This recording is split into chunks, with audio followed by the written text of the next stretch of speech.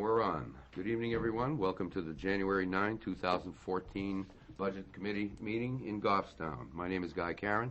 I'm the Vice Chair, acting in not replacement, but in lieu of Peter Georganis, who is joining us via Skype session, which is usually audio and video, and we actually have not been spared the visual aspect of the Skype session. Peter is over there. Peter, can you hear everyone? Would everybody say hi to Peter and make sure that, or let's do this. Let's do the roll call. And Peter, let me know if you have any problem hearing anybody. Hollis Adams, Board of Selectmen. Mark LeMay, Board of Selectmen. Lisa Jukes. Shea Senate. Joe Spurl. Diane McCarthy, School Board. Ruth Gage. Richard Fletcher, Water Precinct. Brian Lewis. Brian Fournier. Guy Caron. Do you hear everybody all right, Pete? Yep. Okay. So we're missing Elizabeth, Lee, and Lise, and Liz, right? Liz. Yep. Yeah. But my understanding, Lee's on his way in. Okay. Okay. All right. We received the minutes from the December 4 meeting. Has everybody had a chance to look those over? Yes. Okay. Anybody have any changes to them? I would like to make a change on that for Okay. the town side. Because the Water Precinct budget, there was no vote taken.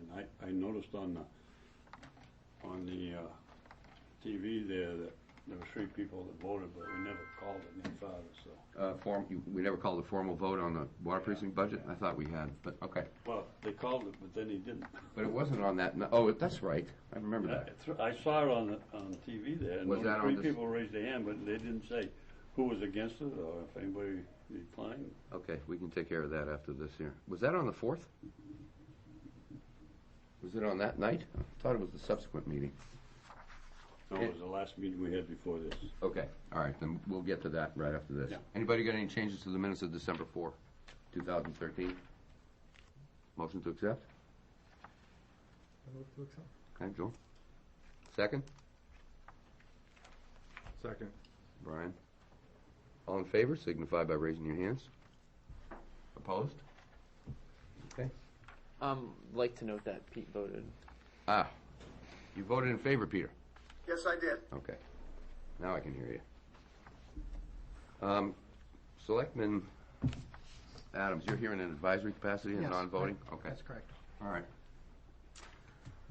right. Next order of business is public comment. Is there anyone from the public who would like to make a comment? Seeing none.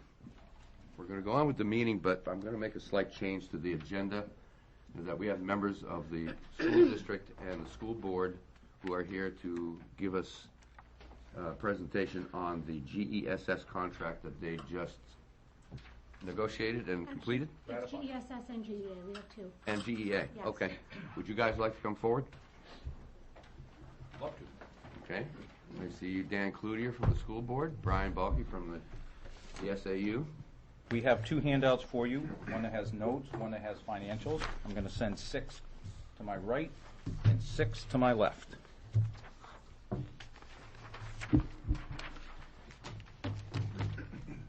Dan, could you make sure one gets put in the budget committee box? Yep, So I can grab that would one? be the extra 6. Guy can grab both of them because there's only 11 here. And I sent 12 down, so you'll get I'll get 1, you. 2, 3, 4, 5, 6. 1, 2, 3, 4, 5, 6. You'll get 2 of them. We can email it to you if you'd like as well, Pete. All right, that'd be fine. Thank you. That's probably the best way to go, Brian. Thank you. Elizabeth? Hi, I'm like, Everybody's it's like worlds colliding with Dan there. And if I could get 2 more of each one, please. Okay, Liz has arrived, and Lee is here. Thank you. Make sure you get the right Liz. Thank you. One for Thank you. you. You're welcome. Thank you.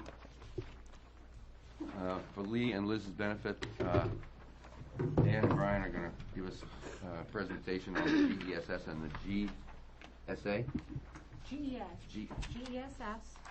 Dan will be speaking to the GESS along with Brian, and then we have Ben Hampton here, who is part of the negotiating team for the GEA. So we're 2 separate GEA, individuals. okay. You may proceed, sir. Thank you. Now, if you want to talk, I'm going to speak from the bullet sheet, give you a little history of what's going on. The Goffstown Educational Support Staff are those individuals who are the non-professionals, so they're not the teachers. So you see the cooks, give me a list. Special education, paraprofessionals, custodians, secretaries, those kinds of support staff. So what happened back on March of 2007, on the ballot was a 4-year agreement that the voters approved. And so that was the last contract, and in that contract there were cost of living raises, step changes to the grid, and those kind of things. So for the contract agreement from July 1st, 2011 to June 30th, 2012, there was one further, but there were no increases to the wage grid. There were no changes. There were probably just verbiage changes on what was going on in that contract. So the last time the voters have seen a contract on the warrant for GESS was back in March of 2011. So we haven't seen one for 3 years. So there hasn't been any modifications to the grid or anything for 4 years. Now, we started negotiating with GESS in 2012. That agreement never came to fruition. We couldn't come to terms. It just didn't happen. The following year, we began negotiations again. We did come to terms. We came to a TA, which is a tentative agreement. We handed it over to the GESS. They brought it to their membership. Their membership said no. We are where we are now. Last fall, we got together again, and we had successful negotiations. That was given to the GES membership. Overwhelmingly, they said yes. Came to the school board on Monday night, and it was, I may have my dates. Diane, you're looking at the dates. Yeah, so I may have been off when I spoke a year, but if you look at the dates on the history, they're accurate. It's just the years that are going down. So the highlights that happened for this current contract that we're here to talk to you about tonight is we pretty much a completely new administrative bargaining team. I think I was the only individual that was on both this year and 2 years ago. This is a 3-year agreement that is going before the public.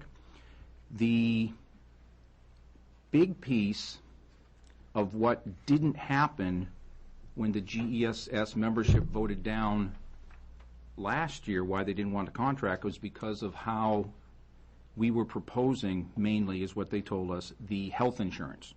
It was too much of a difference for them, so they said no. So what we did this time, we toned it down a little bit, and we're in a current MTB 5 being replaced by MTB 10. What is MTB now? MTD, and It's this Matthew Thornton Blue. Oh, yeah, There we okay. go. That's the medical name of the health plan, insurance plan. And the 5 indicates copay. And so when you see MTB 5/R3, R15, R is the prescription plan. So the plan that had been in place and is currently in place is a Matthew Thornton Blue 5 with $3 mail-in prescriptions and $15 if you pick it up at the drugstore. The plan that we've changed to is the Matthew Thornton Blue 10. So essentially their cost per office visit has gone up. It's doubled. And the prescription costs have gone from $10 for mail-in generics all the way up through $45 for the cost of the prescriptions. And that's what's been agreed to by both them and the school board. Okay. I'll talk about the savings that has created in a little bit. One of the big items that we were concerned about was the Affordable Care Act and what was going to happen, because I'll talk a little bit about the Cadillac tax. Have you guys heard about the Cadillac tax? If your plan is too juicy and costly, then the district would have to pay a tax based on the amount of money, the cost of the program, over certain dollar amounts. And that is going to be substantial after this contract would end. So we negotiated wording in the contract that said if we cannot come to terms and go and have a successful contract voted by the voters after this one expires, then there is a provision where health insurance, because as you all know, if nothing happens, it's not evergreen. Evergreen means you still go, steps happen, raises can happen. That's not what it happens. What it means is it's status quo. So after the contract is, status quo would be, which means the wages, salaries are frozen, and the health plan is frozen, which means the projection for the health plan would be way above and be subject to very costly Cadillac taxes. So in the current agreement, whether a new agreement is agreed to or not, it was agreed that we would put together a health plan that does not exceed the Cadillac plan amount, so there will be no cost for the Cadillac plan. So what we got to think about here is right now we're spending a lot of money for insurance. Whether we have a succeeding contract or not, health insurance will change to below the Cadillac plan. That was the basis for that particular language. So that's that piece. Now, in the current plan, how we got it agreed to, there's 16 steps. Steps 1 through 9, what we've done is we've shifted them. So what is step 2 next year will be step 1 the following year. Okay? Let you wrap your head around that. So as you go let me just put the numbers easy. If step 1 is $5 and step 2 is $5.25, the following year, step 1 is $5.25. So the $5 drops off, everything moves. Okay, so the steps move each one of those years, from year 1 to year 2 to year 3. So when we start next year, if this is approved, that's only between steps 1 and 9. Steps 10 to 16 have put a 2% increase in them. So they didn't shift, there was just a 2% applied in the wage grid. If I could maybe just provide a little additional information with that.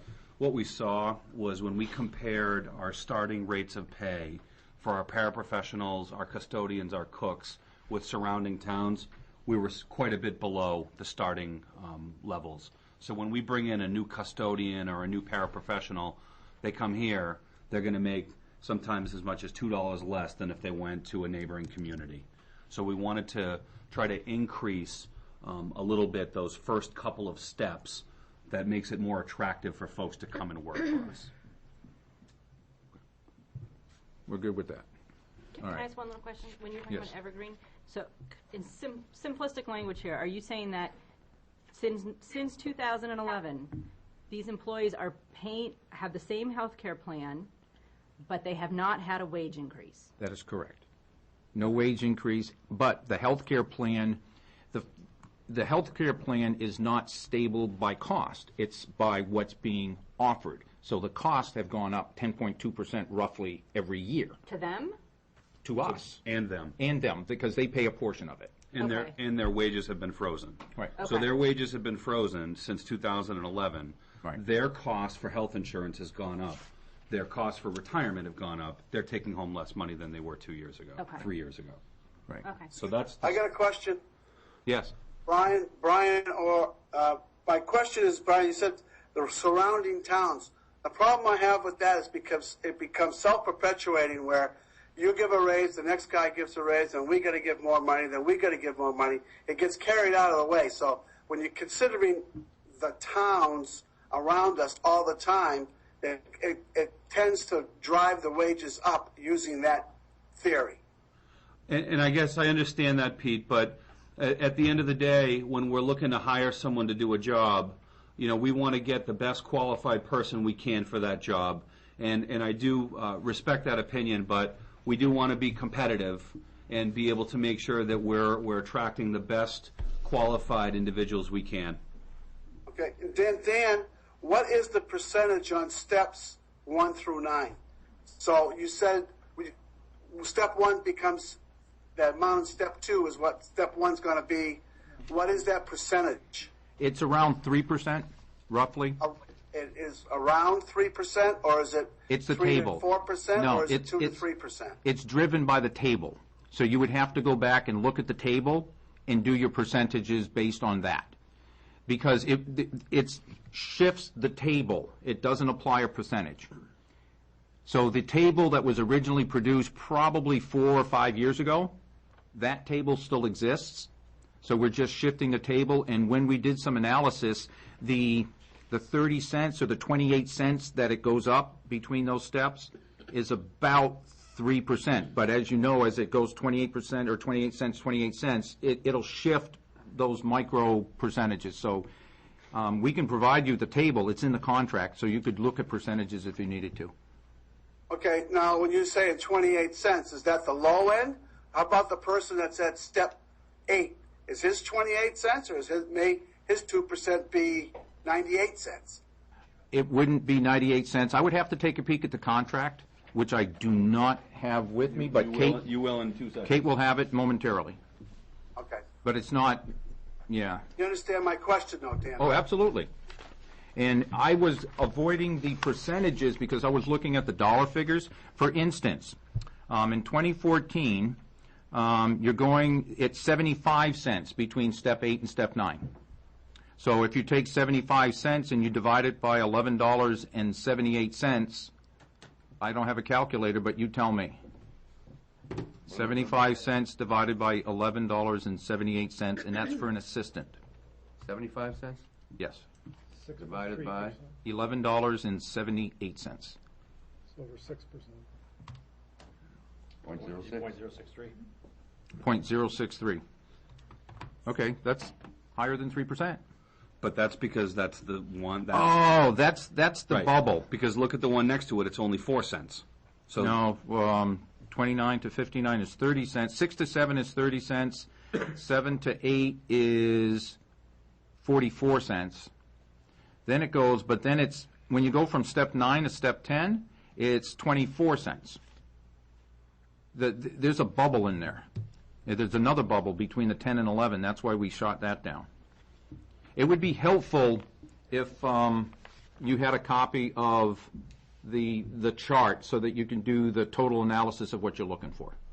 In general, what we did is we looked at, rather than each individual piece, we looked at the people, where they are, and what the amalgamated cost of that would be, and what does it look like. Because anybody's coming in, there's also a stipulation in the contract that they can't come in at a certain rate over someone who's already here. So as you know, people haven't had their steps for a number of years. So for instance, if I had 8 years of experience, but someone is in a district who's been there for 8 years, but they're only on step 5 because they've been frozen for 3 years, they can't come in at step 8. They have to come in at step 5. maybe I can give a couple of examples. If you come in and you are working for us as a special education paraprofessional, you might be working with a child with autism, you might be changing diapers, you might be providing any number of medical supports that are needed for children, you're going to make $8.88 an hour. That's what you're going to come in and start at. If you're going to come in and work as a head cook, essentially running our kitchen, serving lunches to whatever percentage of 1,200 kids at the high school, you're going to make $10.73 an hour.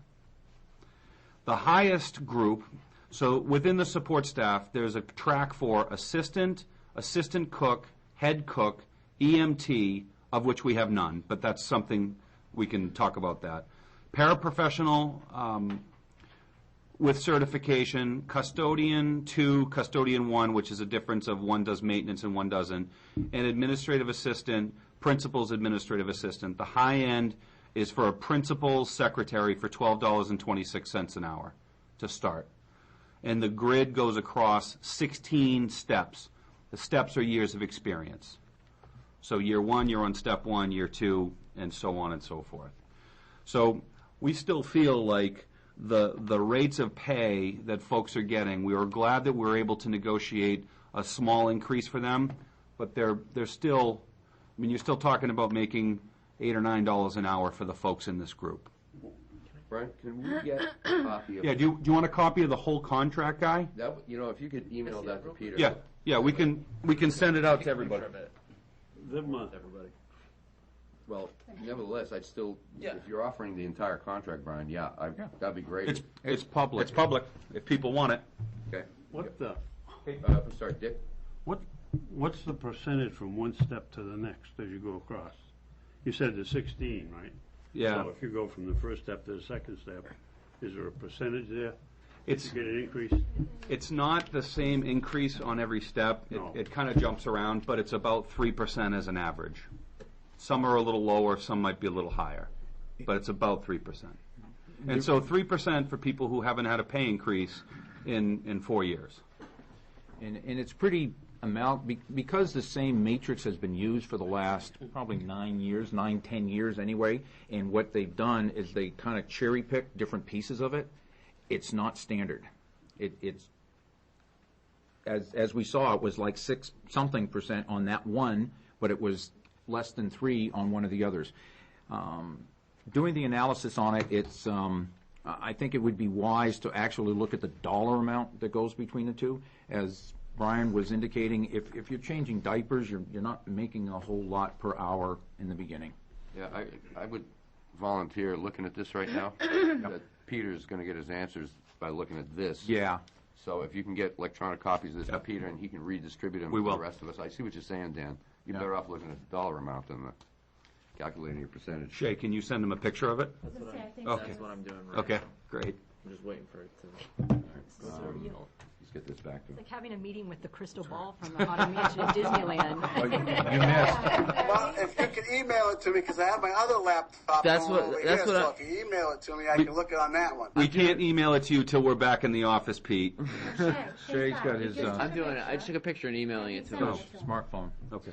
I'm just waiting for it to send. It's just taking a minute. 2014. All right. You see us? We can do it. Yes, he can. You know we can see you. If you want to turn it a little bit, he can watch Elizabeth. Oh, he can see her. I can see He can Liz. see her. I can see See the Elizabeth. bottom corner? She's in there. All right. You don't have a smartphone, Brian, do you? I do. Oh, okay. I guess I'm the only one that doesn't. I do. Oh, no, I don't I know. turned mine back in. What they do.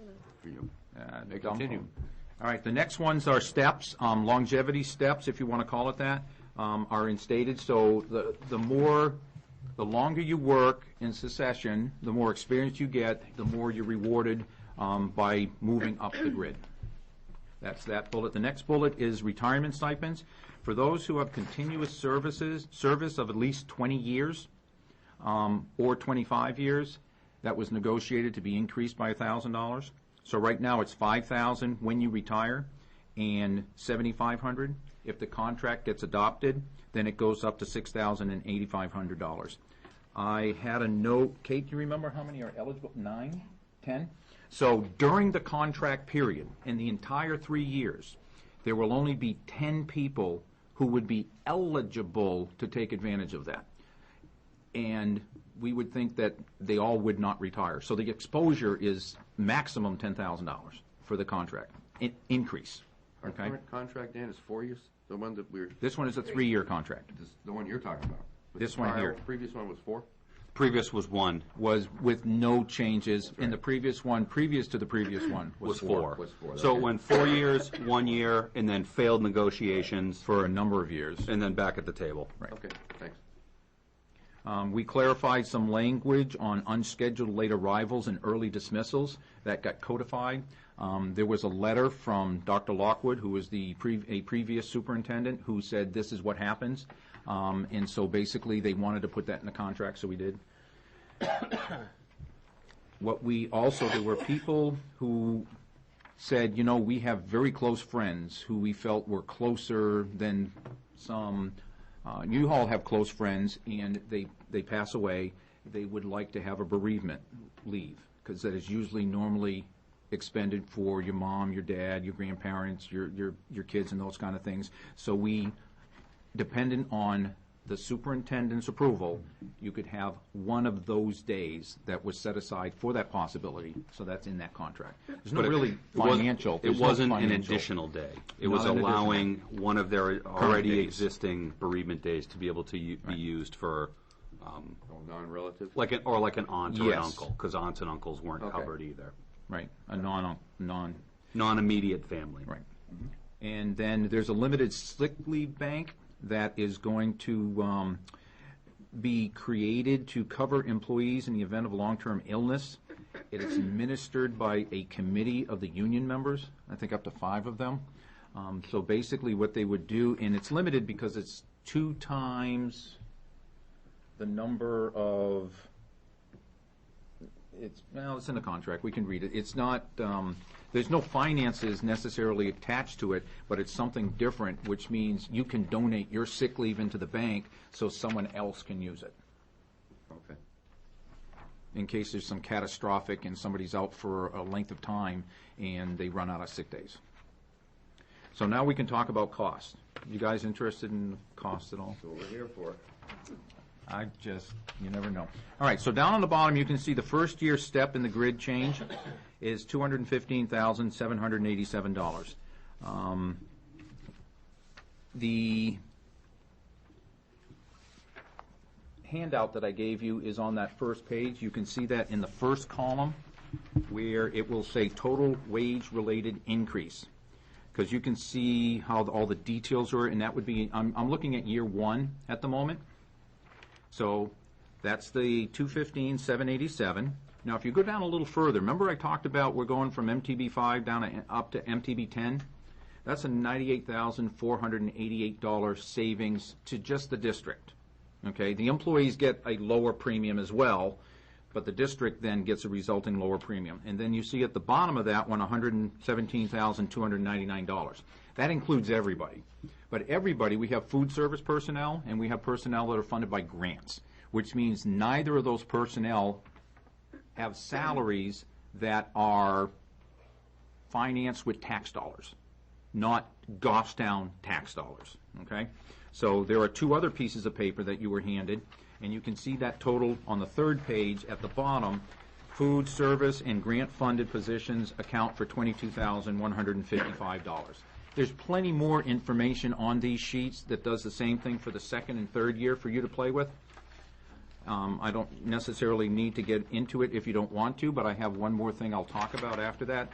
So when you do that math, the first year estimated net general fund cost is $95,144. That would be approximately almost 7 cents on the tax rate for that. But our plan is to have a 0 additional impact on the tax plan. As you know, the voters approved a 2.5% reserve fund, I'm going to call it that, for the school, similar to the way the town has. We were able to put some money into it at the end of last year. We have been granted, you all heard about the local government center and all the money that they didn't send back to the towns and the schools. We got a big chunk of that back. The piece that was paid for by the employees went back to the employees. The piece that was due to the employer was given to the employer by us not having to make premium payments until that was satisfied. So the appropriation that we have to pay for health insurance has money left into it, which we are planning on squirreling away into that reserve fund so that when the tax rate is calculated, we can push the same amount of money back in there so there's no additional tax impact. This year. Excuse me, Dan, that would be just for the first year, is that right? Yes and no. There would be sufficient funds potentially that would cover us into part of the 2nd year as well. But that's not the big money saver here. The big money saver is the Cadillac tax. Okay, remember what I talked about? It's if you don't have a contract, everything goes forward. Wait a minute, though, you didn't answer my other question. What was the other It's question? just 1 year that's going to help. No, that's incorrect. There's sufficient funds. It may have enough to fund part of the 2nd year as well. Okay. But May have. that's not what's going to save us.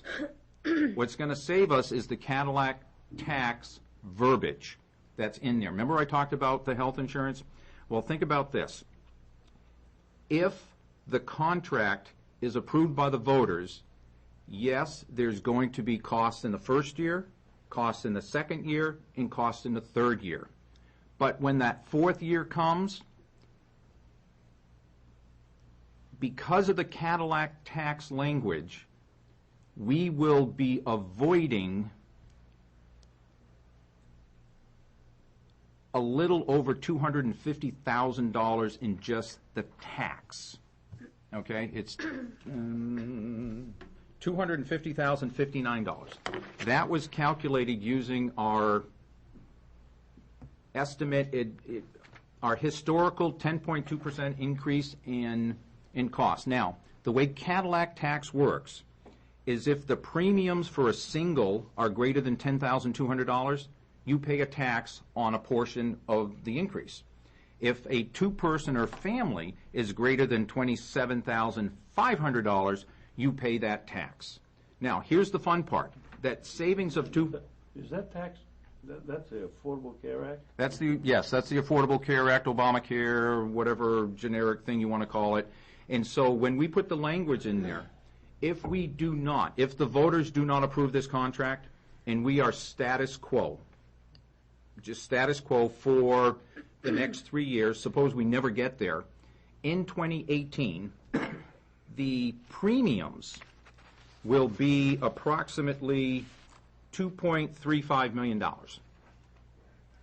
If we approve the contract and we pay these each year increments in salary, and the Obamacare caddy tax language goes into effect, the premiums would have to be underneath the caddy tax amount, which means that would be $1.74 million.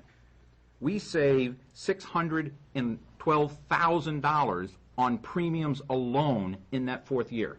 Add to that the $250,000, and you're up at about $850,000 of avoided costs if we pass the GESS contract. If we do not pass the GES contract, you're not going to have those additional salaries for each of the next 3 years, but you're going to get walloped in the fourth year. Now, is that a net difference? Yes. That includes the increases from this? No, because if we don't approve the contract, there are no increases. No, well, I'm saying if we do approve the contract. Yes. There aren't necessarily increases, and yet Yes. the net savings, even with the increases, is 600 some odd. The net saving, only health insurance, not, now you have to take I think I have what you're doing. Yeah, I'm looking at it Salaries. overall. If you look at salaries for the contract, and you look at the first year, it's $215,000. If you look at the second year, it's $214,000. You look at the third year, it's $247,000. Those are incremental increases. Well, the incremental increases, you have to go back and you have to add the prior year in order to get a total cash flow. The total cash flow cost is $1.3 million. The total savings to go from MTB 5 to MTB 10 is $325,000. So you're talking about $995,000 of cash flow in that time span. In the fourth year, 1 year alone, okay, you have a savings of $862,000 because of the insurance itself, which means the fourth year only cost $133,000. Then you do the fifth year, and now we add the other 10.2% on that, and now you have a pay back to the town of $750,000. Oh. So yeah, which means you've won. In the first year, you've got all your money back because of the verbiage of not having to pay the health insurance. Cadillac tax. Because not only the Cadillac tax, but there's two pieces of it. The Cadillac tax is only what you're paying for a tax. It's the production. It's a premium reduction, because right now, if you take what we have that for it, we're over $27,400, and that's going to go up by 10.2% every year. So if you do that for 4 years, you're way above the 27.4. So if you're up in a $30,000 range per unit. It's that extra premium where we're going to save the money in the fourth year, in the fifth year, in the sixth year, however we're going. That's where we're going to be making the money. Good. Since this is all kind of uncharted territory with the Affordable Care Act, I mean, is this language going to hold up? I mean, legally, like, I I find don't it have a hard to crystal believe that ball. the federal government would let us do anything that would allow us to save money. No. This isn't the federal government. This is not the federal government. This language is in the contract between the two parties. So it's between the school district and the support staff.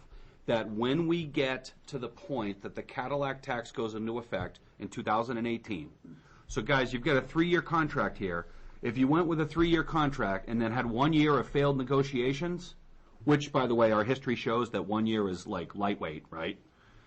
You go into that 1 year of failed negotiations, the next year you get hit with the Cadillac tax.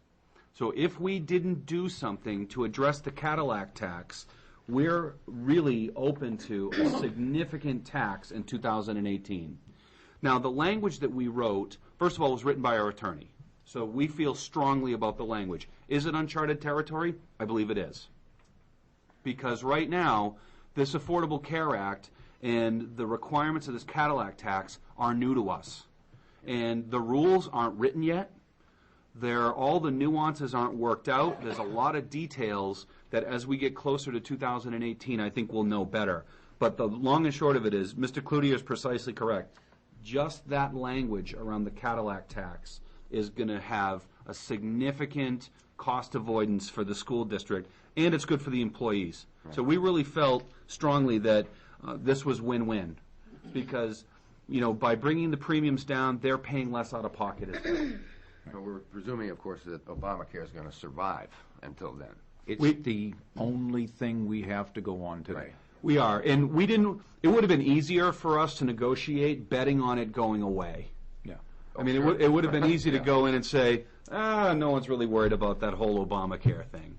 But I mean, the reality is, if the law at this point remains in its current form, 2018, this entire country is going to have a significant impact based on some of these components of this Cadillac tax.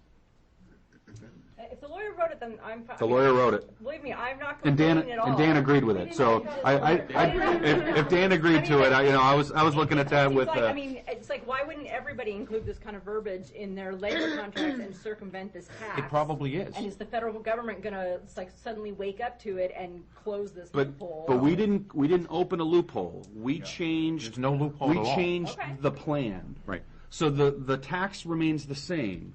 We changed the plan that we would be offering. Okay.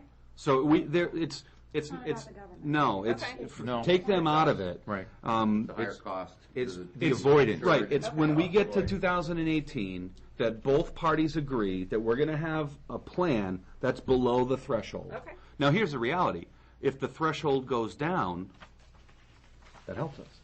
Okay. If the threshold changes, we can still go in and negotiate this new plan under this premise. So it was uncharted territory, but given the history of unsuccessful negotiations or voter approval, remember it's both, that we felt strongly, and you'll see this same ideology in the GEA contract, that this was something that was a non-negotiable for us. Had to have it. Now, this contract is going to take effect, presuming it's approved by the voters. July 1, Okay, so 14. it would expire prior to 2018 anyways. Right. Six months prior to January 1st of 2018. And our thinking on that, Guy, was when the agreement expires, if they're unsuccessful negotiating, when Dan was talking about that evergreen, that means that all the old stuff stays in. Right. So the old plan, the old costs would carry forward, and then we'd get whacked with this Cadillac tax that would literally be catastrophic between these two bargaining units. And I mean, we like to spend money in this town, right? Imagine spending money for something that's just a tax. It's not paper, it's not people, we're not getting anything out of it. So that's why that Cadillac tax was really something that we felt very strongly about. That's the presentation for GESS. Anybody got questions or comments for Dan or Brian? Okay. I know the head. Does the head have it? Is he good, Pete? Let the record show that was a thumbs up. All right, I guess not. Ben? All right, I will For GES. Here, welcome Mr. Hampton. Thank you, sir. How are you, Ben? I'm doing well, sir. How you doing? Good. You're here as an independent citizen? So No, I'm a member of the school board. Oh, that's right. Spending too much time on the budget committee, I'm telling you. Tell me about it. Don't watch us? Too busy doing my math. Tell me about it. He's got him T-voted. Okay, Ben is here to present us with the details on the GEA contract. Okay, you ladies and gentlemen are receiving a handout, one page, both sides. I believe it is. Yeah, Hold up one sec. We're yeah, working on two it. pages, 2 pieces of paper, which I need one of Peter will get an extra copy thereof, and I think we'll probably send him a copy of the GEA Yep. contract. It's already collated. We're all set, yeah. Okay. Going back over the history, there was a 5-year agreement approved by voters in March of 2007 that expired on 2012. The 2011-2012 administration, the negotiations ended without an agreement. 2012-2013 went to mediation, came to a TA, but voted down by the membership. Requested changes to the health insurance. Again, that was a similar situation. On 2013, we went into negotiations in the fall of 2013, and we concluded very successful negotiations between the GESS and the school board. School board ratified the contract this past Monday night. The GEA ratified it about a week before, I think, or 2 weeks before. And the 2-year contract, we have a 2-year contract from 2015 to through 2016, and it will be placed on the warrant in March of 2014. Some of the highlights: there is a complete new administrative bargaining team. Myself and Retta Chafee were members of for the administration, along with Brian and his staff, and we did have our attorney present as well. We have a 2-year agreement. We were the GESS was looking, GEA was looking for a longer agreement, but we felt that a 2-year agreement was something that we could work with. Dan went over the language about the MTB 5 to MTB 10 and so on. And the Affordable Care Act, the Cadillac tax, as Dan said, this was definitely a hill to die on. We were not going to give on this point. This was something that we felt very, very strongly about. We needed this language because if we don't have this language in the contract, we didn't have this language in the contract, and given the history of negotiations not going forward, has been pointed out by Dan and by Brian, the town would have been hit with one huge tax that all that does is takes money out of your pocket and you don't get anything for it except a lighter wallet and a smaller pocket. So this is something that we have in there that the school district, as if the contract is ongoing, or there is no, if we don't get this agreement and the warrant, this negotiation or this contract is not approved, as Dan has pointed out, and we fail negotiations, we're going to be in a mess. We're going to be in a big mess. I got a quick question for Brian. These things being labeled as tentative agreements, that's subject to voter approval? It's been approved by all bargaining parties, right? Okay. Yeah, All right. both contracts have been approved by the membership and by the board. Okay. But when you see, for example, tentative agreement in past years, that means that the negotiating team reached an agreement, and then both the GESS and the GEA, they went to their membership for the vote, and it was voted down. But that's not the case with these. No. Okay. But both units were very pleased to say did approve the respective contracts. Okay. Exactly. Which, I mean, based on the last couple of years, in and of itself was a success. Exactly. Yeah. So a TA is only between the bargaining units, the bargaining team. Right. Okay. And but the membership of both unions and the school committee have ratified or approved these two contracts, and that's why we're here this evening. The professional development cap has gone from 1,000 to 1,500, and an annual cap from 30,000 to 45,000. This is something that is money in the budget to help teachers develop their skills and improve their skills. One thing that's very important, wage grid from step 1 to 15 was not adjusted in year 1 of the contract. There is no raise. Let me say that again. There is no raise from steps 1 through 15. Step 16 was increased by 1,500. Excuse me, by 1,000, excuse me. And in year 2, the wage grid, the total wage grid, was increased by 2%. Again, this was a situation that we were looking at, and we felt that the teachers at the top step should be compensated for their time and effort in that top step. That means this doesn't include anybody who moves into step 16. These are people who are on step 16 at the present time. It's not the ones that move up into 16. They have to have been in place at that step. The next issue was a compensation for nurses. These are the nurses who hold a bachelor's degree will be increased from 80% of a step to 85% in year 1 and 90% in year 2. Again, recognizing the fact that these are nurses who hold a degree. These are degreed nurses.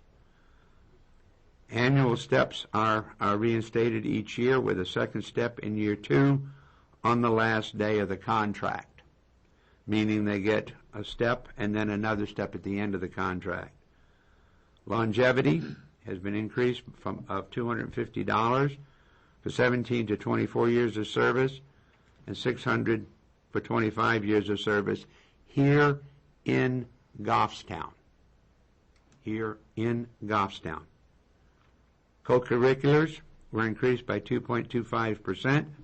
Again, this is something that these are people who they don't make a lot of money, but they spend a lot of time working with the co-curricular activities, and it was felt on both sides that these people needed to be compensated.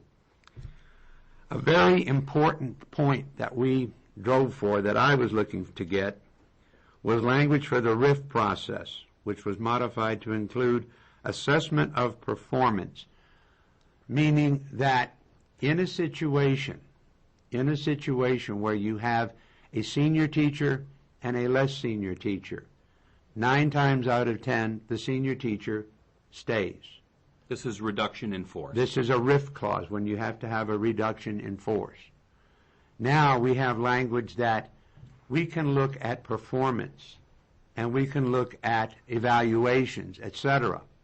The management can, the school board, the superintendent can look at this, and in certain instances, the more senior teacher who does not have the higher performance or a better performance could be RIFed.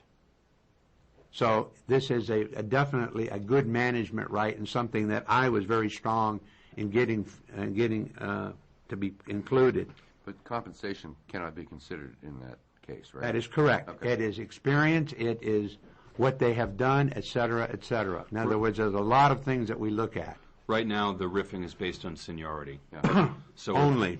So if Ben's been teaching longer than me, but I have outstanding reviews, I have excellent skill set, I'd automatically be let go. Yeah. This now allows us to consider certification. The fact that you're better than Ben. Yeah, exactly. Watch it, I'm not saying that. Watch it, buddy. Get my cane. I know you'll get your cane. Move it quick. That's right. This one-day bereavement leave, I think, was addressed by Dan. It's similar language. Limited sick bank, again, to cover the employees, which I think is something that is well needed. If people have someone comes up with a catastrophic illness, and it will be administered by 5 union members. The Goffstown, at this point, we're 2 out of 8 with contiguous towns and those of similar socioeconomic status in BA and minimums, and 3 out of 8 for maximums. Looking at that, I know that Peters has talked about comparing the towns, but looking at that, Goffstown teachers will still remain 2 steps behind at this point in time. There was no attempt, the union wanted to try to make up all the steps in one contract. And we politely told them, ain't going to happen. Just not going to happen. We weren't going to do that. So we will continue to hire new hires at 2 steps behind during the contract period. In other words, a person has certain experience, they're going to come in 2 steps lower as far as experience and everything goes. So we're trying to modify and the impact. The cost, first year step and grid change is $528,000. Cost paid by grant funds, $15,000. First year estimated net cost is $512,000. Again, as was previously mentioned, the impact of that will be funded or be reduced. There'll be a net, no additional impact on the tax rate by using the LGC money and the savings that we have. Year 2 of the contract, $690,000. Savings, $210,000 going from the change of the insurance plan. Cost paid from grant funds, again, about $445,000. Future savings, again, will reduce the out-of-pocket premium costs, and we also anticipate using, if the funds some funds should be available, again, to reduce that the impact of that $445,000. Again, we can't stress enough the impact of this Cadillac tax. I don't think people are aware of what this is going to mean. Elizabeth, you talked about people not being aware. I don't think they really are. They're not. Brian and I went to a meeting, a few months ago up in Concord? Over the summer, and they were talking about this Cadillac tax, and they were making this presentation. When it was done, I looked at Brian looked at me, and they said, "What did they say?" Say what? I mean, it boggles your mind, and I don't think a lot of people understand this, but the lawyer came up with this language, and it is very good, strong language, and it protects the district so that when this contract is ratified and we have that language in place, and if there is not a successor agreement, we can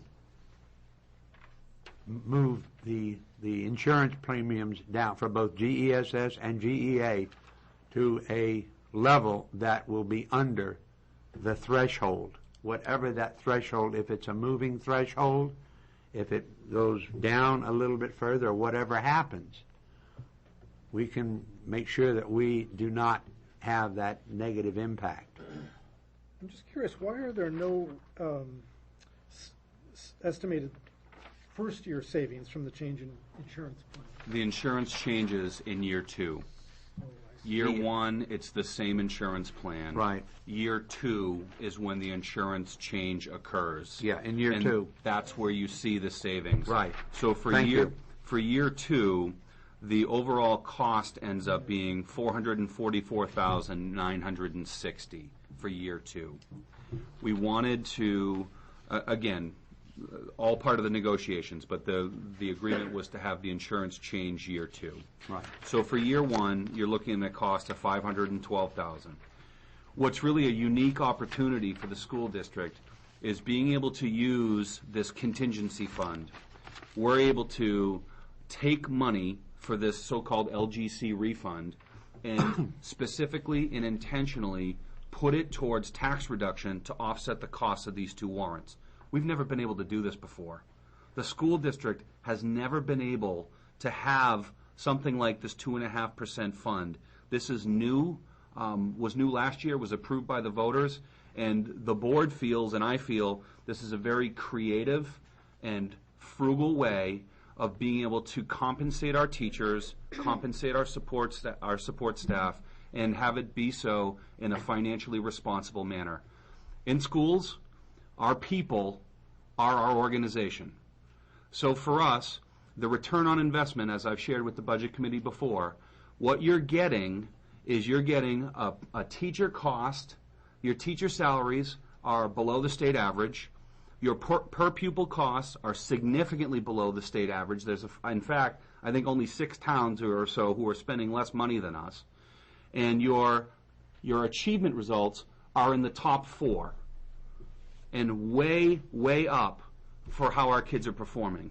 So we feel strongly the return on investment in this community is outstanding. We have very high achieving schools. We believe in our teachers. We believe in our support staff. And we really would respectfully ask the Budget Committee to favorably support our contracts. Brian, I got a question. Please. Whose preference was it that the term of this contract be 2 years? Ours. Ours. Oh, okay. The GESS was looking for a longer duration, as was GEA. And part of what the negotiating committee, as directed by the school board, we didn't want both of these contracts to be coming up at the same time. We wanted to stagger them. So at any point in time, first of all, from a negotiations perspective, you're not negotiating 2 contracts at the same time, but also for the whack at the taxpayers, that you don't have 2 warrant articles coming in the same year.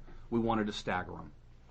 Okay. So that was really our hope. And again, we've been so concerned, we keep talking about this Cadillac tax, but to think about a longer-term contract with all the unknowns around this Cadillac tax just made us really nervous. Okay. That's the whole thing. People say, well, somebody say, well, this is not going to happen or anything. And yeah, you could, you can look at that and say, well, this is fine, but it's not really going to be happening. Well, if you don't take steps to prevent that or have something in place to protect you, and it goes into place, then shame on us for not doing this. Sure. And that is why we did this. You have to presume that the current law is going to be the current law. Exactly. It is the law of the land. Exactly. The Supreme Court has so declared. It is the Exactly. law of the land, so you got to live with it, and you got to live by it. So, Liz? Peter had a question too, just so you're aware. Oh, got that? Peter was. Oh, I'm sorry. yes. I didn't see him raise his hand. When Tom voted for the 2.5% to come back to the school, I don't remember it being discussed or shown that it was going to be used to offset contract pricing. I thought it was more towards the physical plant and emergency type situations that we needed to take care of. Yeah. So So we were going to use that's why we were setting aside this 2.5%. Now we're taking the 2.5% plus an overcharge on insurance or an insurance vacation or whatever you want to call it, which could also be used to offset taxes. And now we're using it to cover a contract. I'm not sure if that's what the intent of that 2.5% was in the first place. It's my understanding. It's my understanding that that can be used to offset the tax rate. It's my I understanding. can't hear you. What'd you say? It's my understanding that that 2.5% amount of money can be used to offset the tax rate. It's my understanding. Will it be? yes. That's what we're. Yes. So, Pete, it's not that it's going directly towards the contract. The method is that the money is going to be used, it's going to be returned to offset tax rate for this increase. Okay.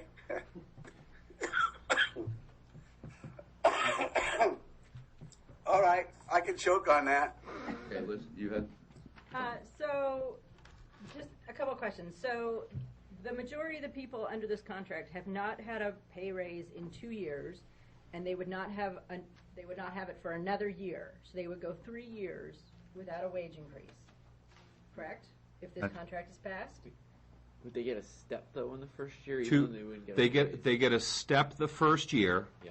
And if you're not eligible for a step, which are the people who are on step 16, they get $1,000. Okay. So in the first year of the contract, you either get one step or you get $1,000. In year 2, you get a step and a 2% grid increase. So the whole grid, and the grids look, almost identical to the one that we passed around. The grid itself increased 2% and people got a step.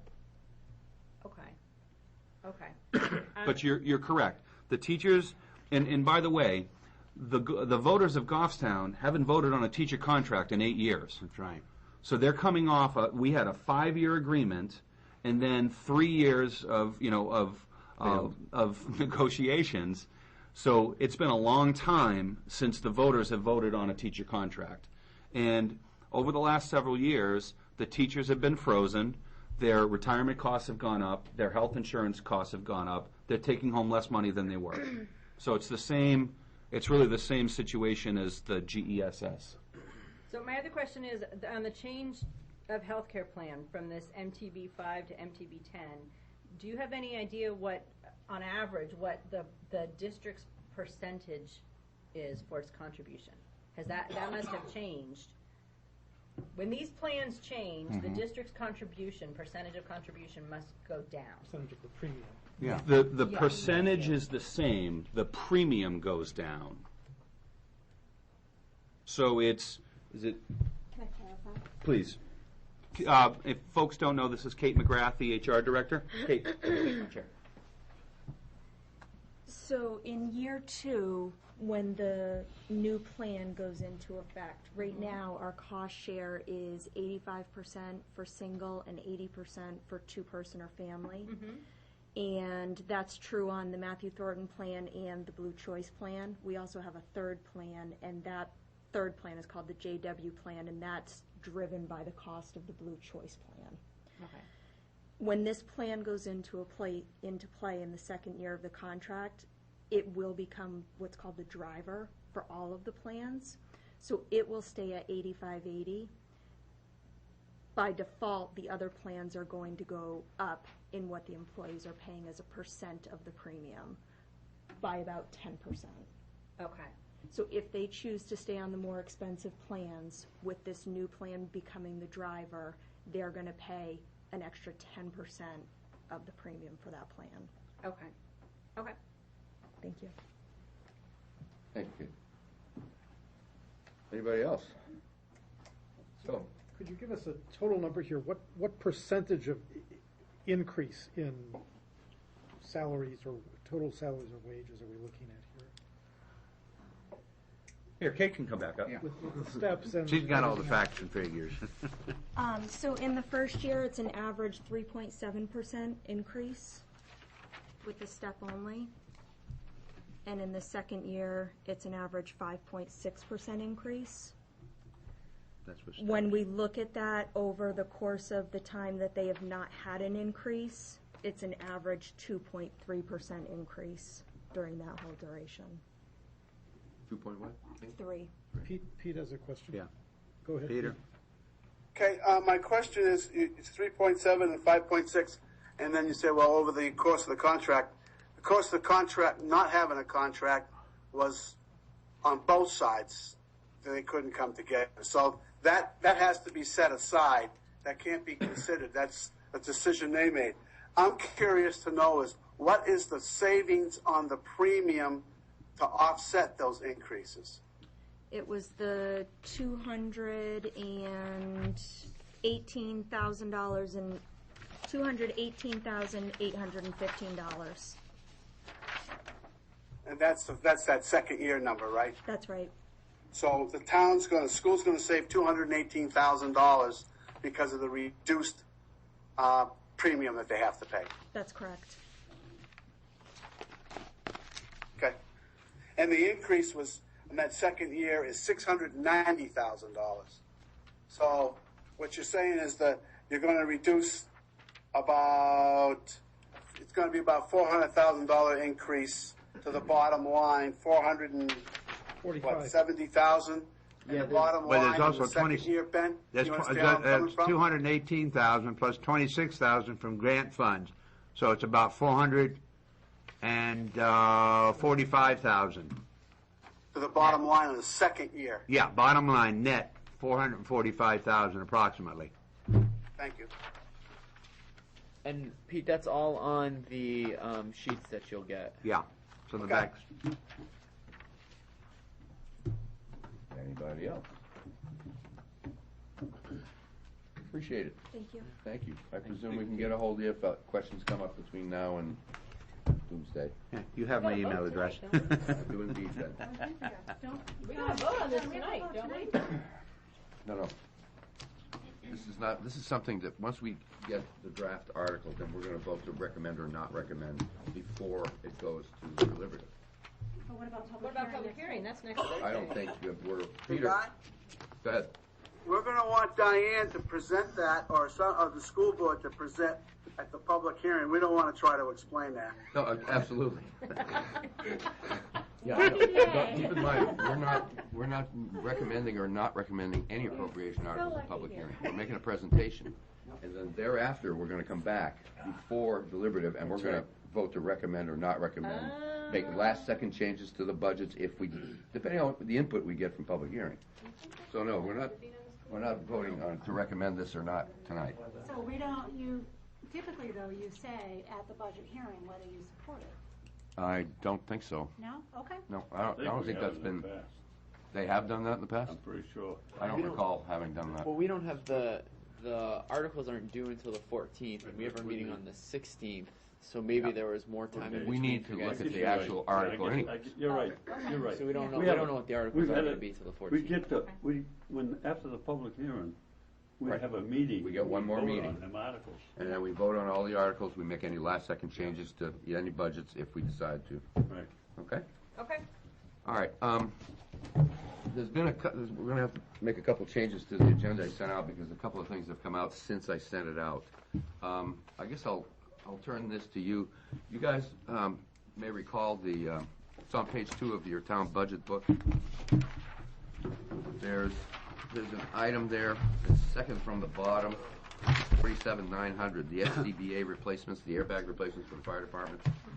That number there is 300,000, but 230,000 of that was going to come from the fund balance. It turns out now that number is going to be reduced by about 4,200 because what is it?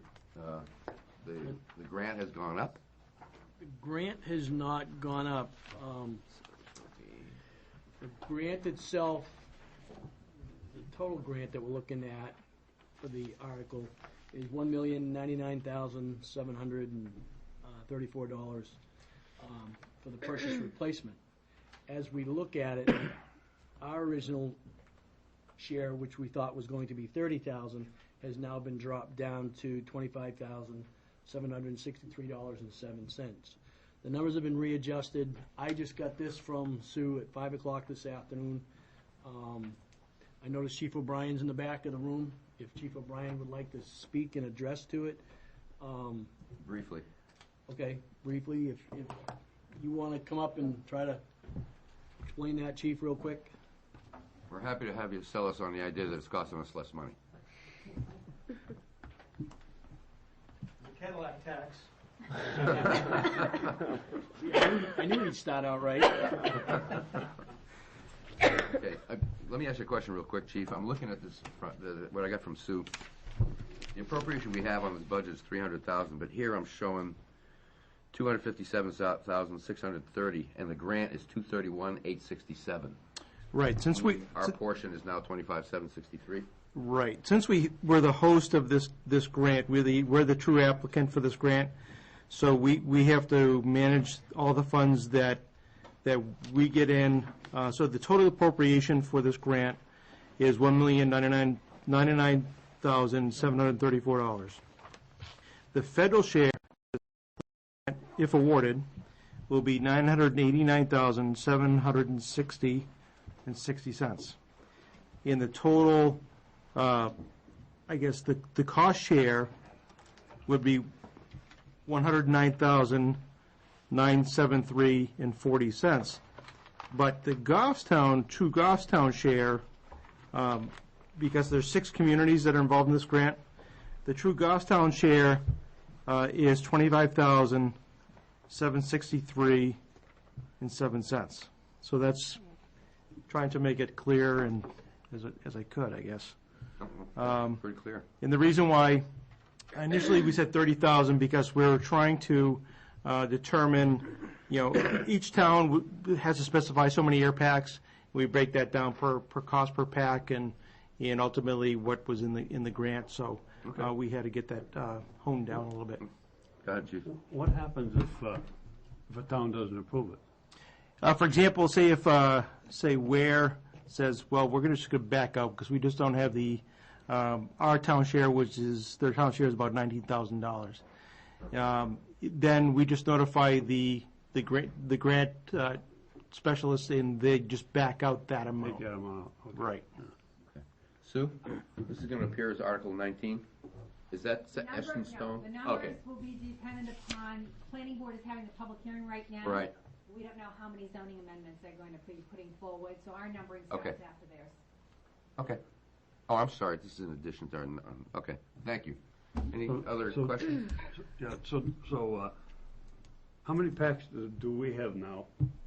We have 38 packs, I believe. Okay. 38.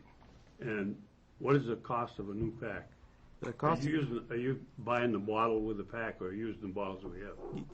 It comes with each pack according to FEMA under the grant process.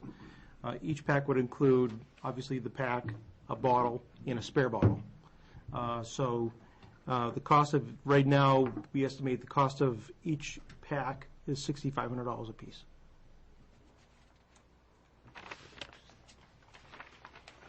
Anyone else? Okay. Thanks, Chief. Thank you. Hey, Guy, Yes, sir. Sonny's trying to get in. Is that phone ringing? Somebody got him hooked up. Is it plugged in?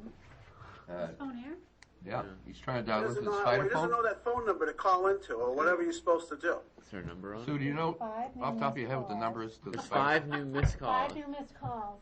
Try, There's maybe a button on the side, Diane. I guess the ringer's off. What's his number? Do you have his number? Do I I have- think we can just return the Do call. I have his number? Yeah. Oh, not we don't. You want his phone number, Shay? The one that he's calling from. Do you have that one? Because we Yep. can. Okay, we have his number, so we can just dial it. She has 5 missed calls. It's probably him. So new call, what's his phone number? Yeah. So what's his phone number, Pete? 603 603 703 703. 8992. Now everybody in town knows it. The number you have dialed is not in. Try that again. Try 1 and 6. Right, is right? Or 9. Do it with that, say it again, please, Peter. 1603. What's his number again? Pete, can you repeat that phone number? 603 Yeah. 703 8992. Did you dial 1 first time? I dialed 9 to get out, because it's a local number, if it's a 603, Well, that's right. right? This is it, I think. I think you still dial 9 to You dial got- out. The number you have dialed is not inserted. I don't know. Maybe how- maybe try without the 9. Dial I wouldn't 9-1. dial the 603. I didn't. She I didn't. just dialed the 7 Try, digits, but try 9 to doing get it out. with the 603 because it is going on. Dial the one before. It doesn't matter if it's going out. You can still call a local number even if he's out of state. Right. Yeah. Do we require a 9 to get So- an outside line? So do we need 9 to get an outside line? 1603. How many? They were making Well, how many Diane callers? do Don't you have a How many handle on budget this? committee members? This is changing. Hold on. Don't you have a handle on this thing? Ooh, we have a ringback tone. Number. No, that's. I didn't. No, sometimes that's when That's they're... a ringtone. Hi, Sonny. Hey. You've got the budget committee on the line. You're on speakerphone. Diane, could you turn the volume up on that? Okay, super. I'm glad that we could be connected. Working on volume for you. Wait, Joe, right? Can you speak again, Sonny, please? Okay. Testing 1 2 3. Testing 1 2 3. We got it. Very good. We hear you. Sonny, can you hear me? I hear you guys loud and clear, and I see you guys loud and clear. Hour 15 in. How are you That's seeing nice. us? Good or not? I heard everything that was going on. All right. All right. Okay, next item. I heard everything that was going on. All right. I think you need to mute your computer, Sonny. Yeah. Because we're getting Okay. feedback. Thank you. Yep.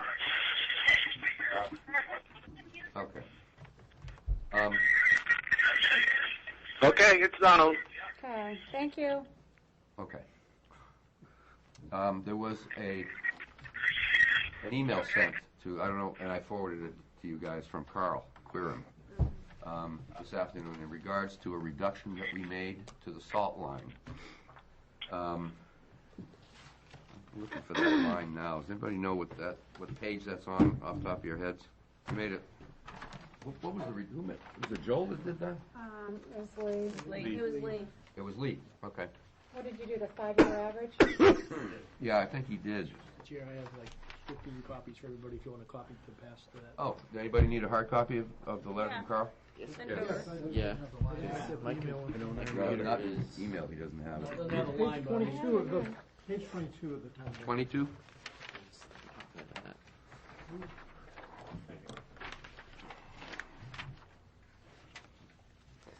And under what line, Joe, was that?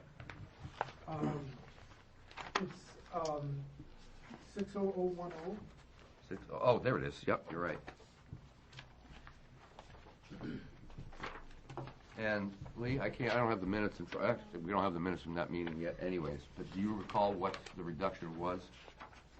it was, I believe, 17,000 or something, huh? Yeah, you brought it to 135. You brought it to 135? Yeah. Okay. which equates to 2,709 pounds. Right. Where are the hard copies of that? They're working their way around. Ooh, That way. take that one. Well, I mean, I've got it electronically. Does everybody have one? Yes. Okay. Carl's not here to speak to his request. I'll defer to the selectmen if they'd like to explain Carl's point of view, and then from that point, if anybody wants to reopen this, I believe it's going to have to be a motion made by someone who approved the reduction to reconsider this. I think we almost all did. Yeah. Okay. Yeah, I don't recall what the vote was, but I think it was pretty. Yeah, I think it was like 11 to something. Yeah. I move to reconsider. Yeah. I'll second. Okay. Care to speak to your motion, Joe?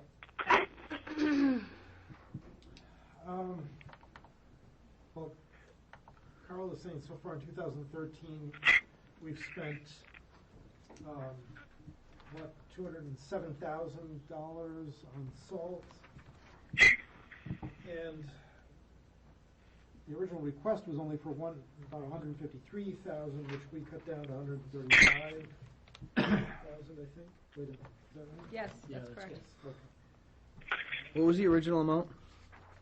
152,695 was the original. 52,695. Okay. Ruth, care to speak to your seconds? Yes, I just think that in lieu of the way the weather has been in the last few weeks, obviously they used it all up for 2013, and we certainly would be getting into a pretty good chunk of it right now for 2014. So I feel this should be reinstated. Mark? And just speaking with the director today, he's more concerned of what could happen for the rest of the year, and more importantly, next year in the late October, November, December year, where we may or may not have any money left over and salt shed or salt bin may be empty. Granted, as we all know, and Carl said that we've had some pretty warm, some pretty mild years for the last couple of years. And this year, winter is coming back with a vengeance, and Carl just has a fear that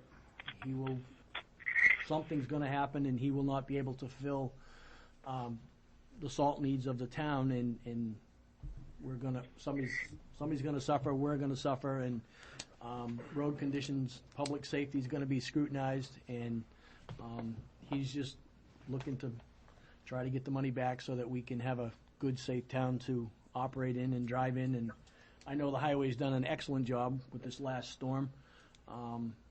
They've done something they've probably never done in a long time. they followed the state of New Hampshire. They did what they call a super salt. They dropped a considerable amount of salt down at some point in time on certain roads, so that when the warm weather did come, or the traction would get there, the snow would start to melt pretty quick, pretty fast. Just the entire year has been worse than it has been in the last several years, and he's looking to get the money reinstated. The numbers are there on the memorandum that was sent, and I mean, the numbers, as you said, doesn't lie. They pretty much tell the story that needs to be told. Pete has a. Oh, Peter? Yeah. My question is, you have two selectmen there right now, Mark and Collis. Has there been anything besides salt charged to the salt line in 2013? To the best of my knowledge, no. I'm not aware of anything else, just salt. We'd have to confirm that with Carl. Yep. Because the previous year we took $50,000 out of the salt line for radios. 65,000. Such. So I just want to make sure if we're going to make a change that number is strictly going to salt and nothing else. Understood. Yep.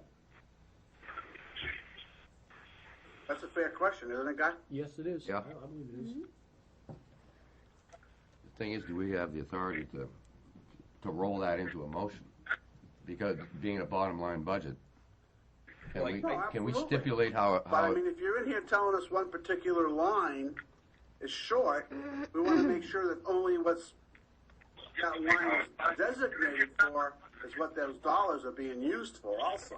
Yeah, but my question is, is a motion like that, even if it passes, is that enforceable, considering we have a bottom line budget? But you're talking about two selectmen that are going to be there again next year, right? Neither one of them are running for election.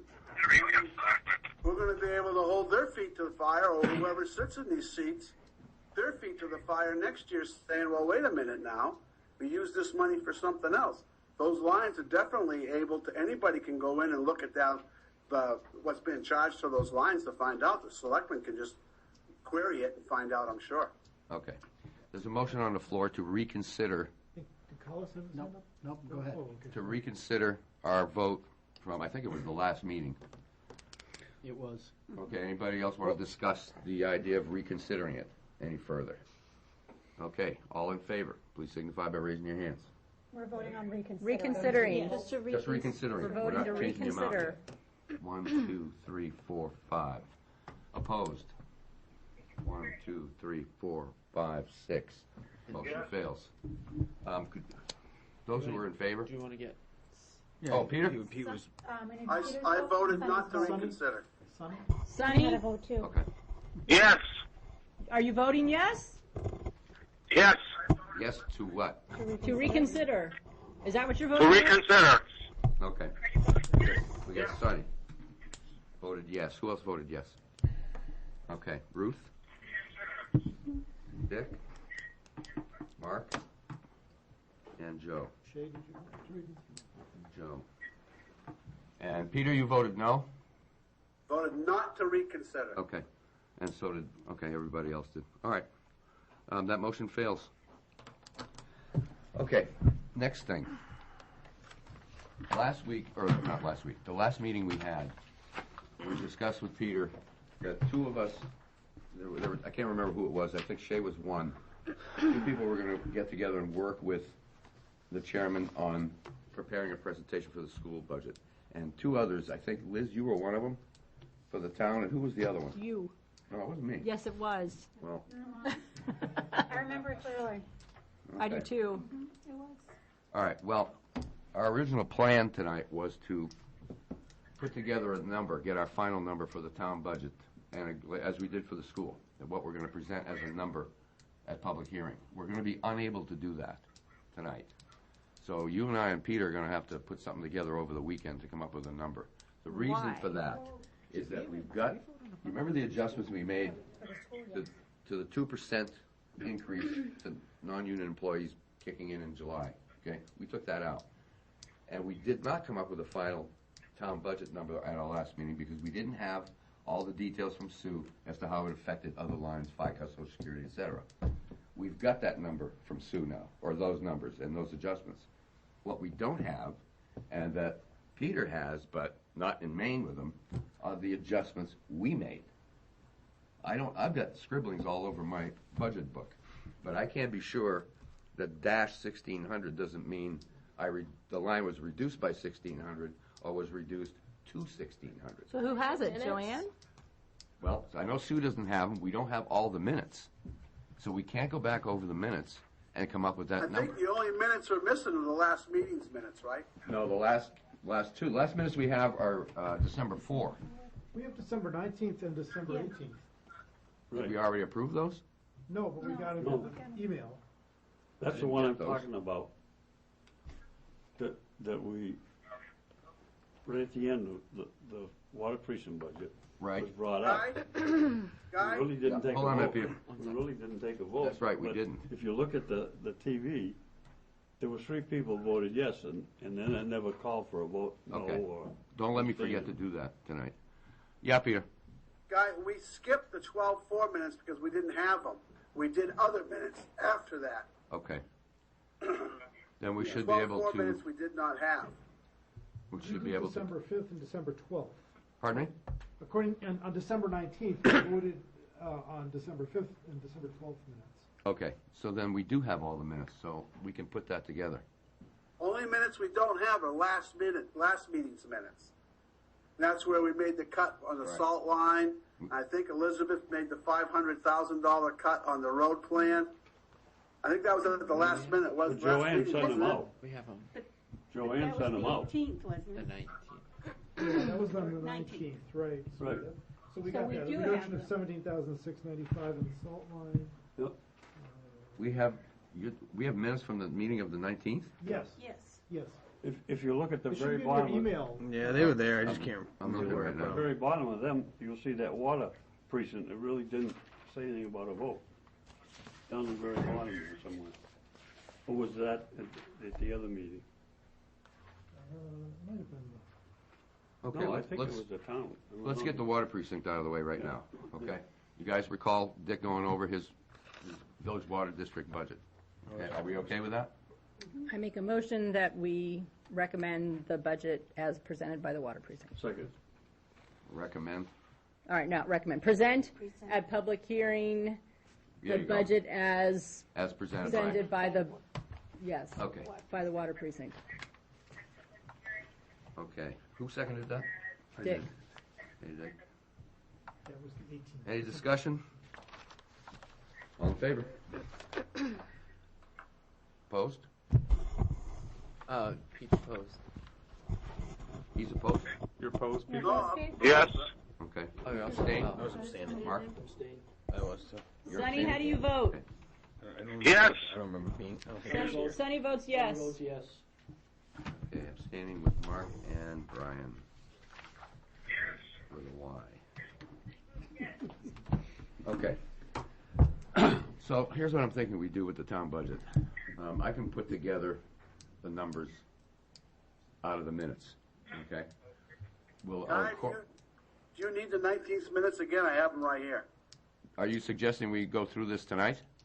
No, I'm saying, do you need them again? I thought Yeah. you I mean, just save me from tearing through my email. If you want to email me the minutes of the Okay, 19th. I'll email them to you before the night's over. Okay. Since the town budget is not finalized, or at least the one we're going to present at a public hearing is not done, does anybody have anything in the town budget they still wish to discuss? Because I know I do. Or is everybody happy with where the budget stands right now? We don't know where it stands. Well, we don't know what our total reductions are, you're right. Right. Okay, and I wish we did, because I didn't realize until yesterday that he didn't have the numbers with him, and I contacted Sue, she doesn't have them, and I didn't have all the minutes. So, and I was tied up all day. So I guess, Liz, we'll put them together over the next day or two. And then what we'll do is send out, Peter, is that something we can do by email, or do we need to get together and take a vote on it before public hearing? Can't hear you. I think what we could do, can you hear me now? Yep. Yeah, I think what we could do is just say that, get a consensus that we put the numbers together and go forth to the public hearing with it, with the board's, the board doesn't have to, if we can get the approval of the board to go through the minutes, put the numbers together to go to the public hearing, because you're still going to have another shot at the end anyway. Yeah, so would I do this in the form of a motion to the committee allowing you and I and Liz to backtrack all of our adjustments and come up with a number for public hearing? Because we can revisit this after Keep public losing hearing. it. Pardon me? Keep losing the audio. What I'm asking, Peter, is would this be done in the form of a motion whereby the committee authorizes you and I and Liz to backtrack all of our adjustments and come up with the number for public hearing?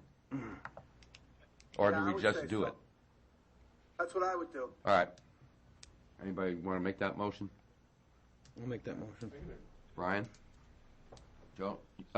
Lee? No, we go to public hearing, Mhm. and we're gonna say we recommend. No. No. We are No, not presenting the budget committee's budgets for the school and the town. Yeah. We are taking public input. This is terrible, this is great, you're spending too much here, you're not spending enough there. Then we come back for one final meeting. We're not saying, I'm saying we recommend Nope. this at this time. Nothing. Well, we do have to have a number, which We is have what to you have and a number Elizabeth are gonna do with with Peter. And we're the just, town. for the town, the We'll school's start already with done. school. All right. So it's kind of where we're at the time. Yeah, that's where we're at when we get to public hearing.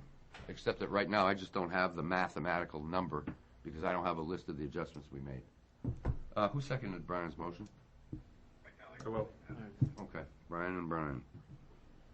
Okay, the motion is to authorize Peter and I and Liz to backtrack all of our adjustments and come up with a number that you guys are, we'll send you an email, but you're going to see it at public hearing anyways. Sue, what's the date of the public hearing? 16th. It is the 16th. Next Okay. Thursday? Any more discussion or any discussion on it, on the motion? All in favor, signify by raising your hands. Yes. Okay. And Pete, Sonny you just says wanna yes. say yes? Opposed? Yes. Thank you, Peter. Okay, unanimous. All right, speaking of the town budget, I got something I want to revisit. It's on page 30. It's on page 30, CIP.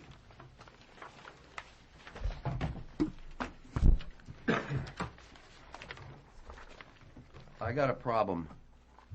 This has been sticking in my craw since we discussed it at length a few weeks back, is the forestry vehicle. Now, we're looking at $95,000 here. This is not an item that's coming out of, or that would be coming out of the reserve fund, okay?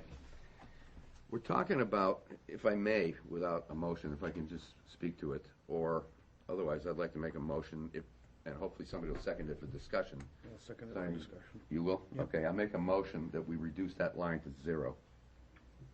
I'll second it. Okay, Brian seconded it. I'll speak to my motion.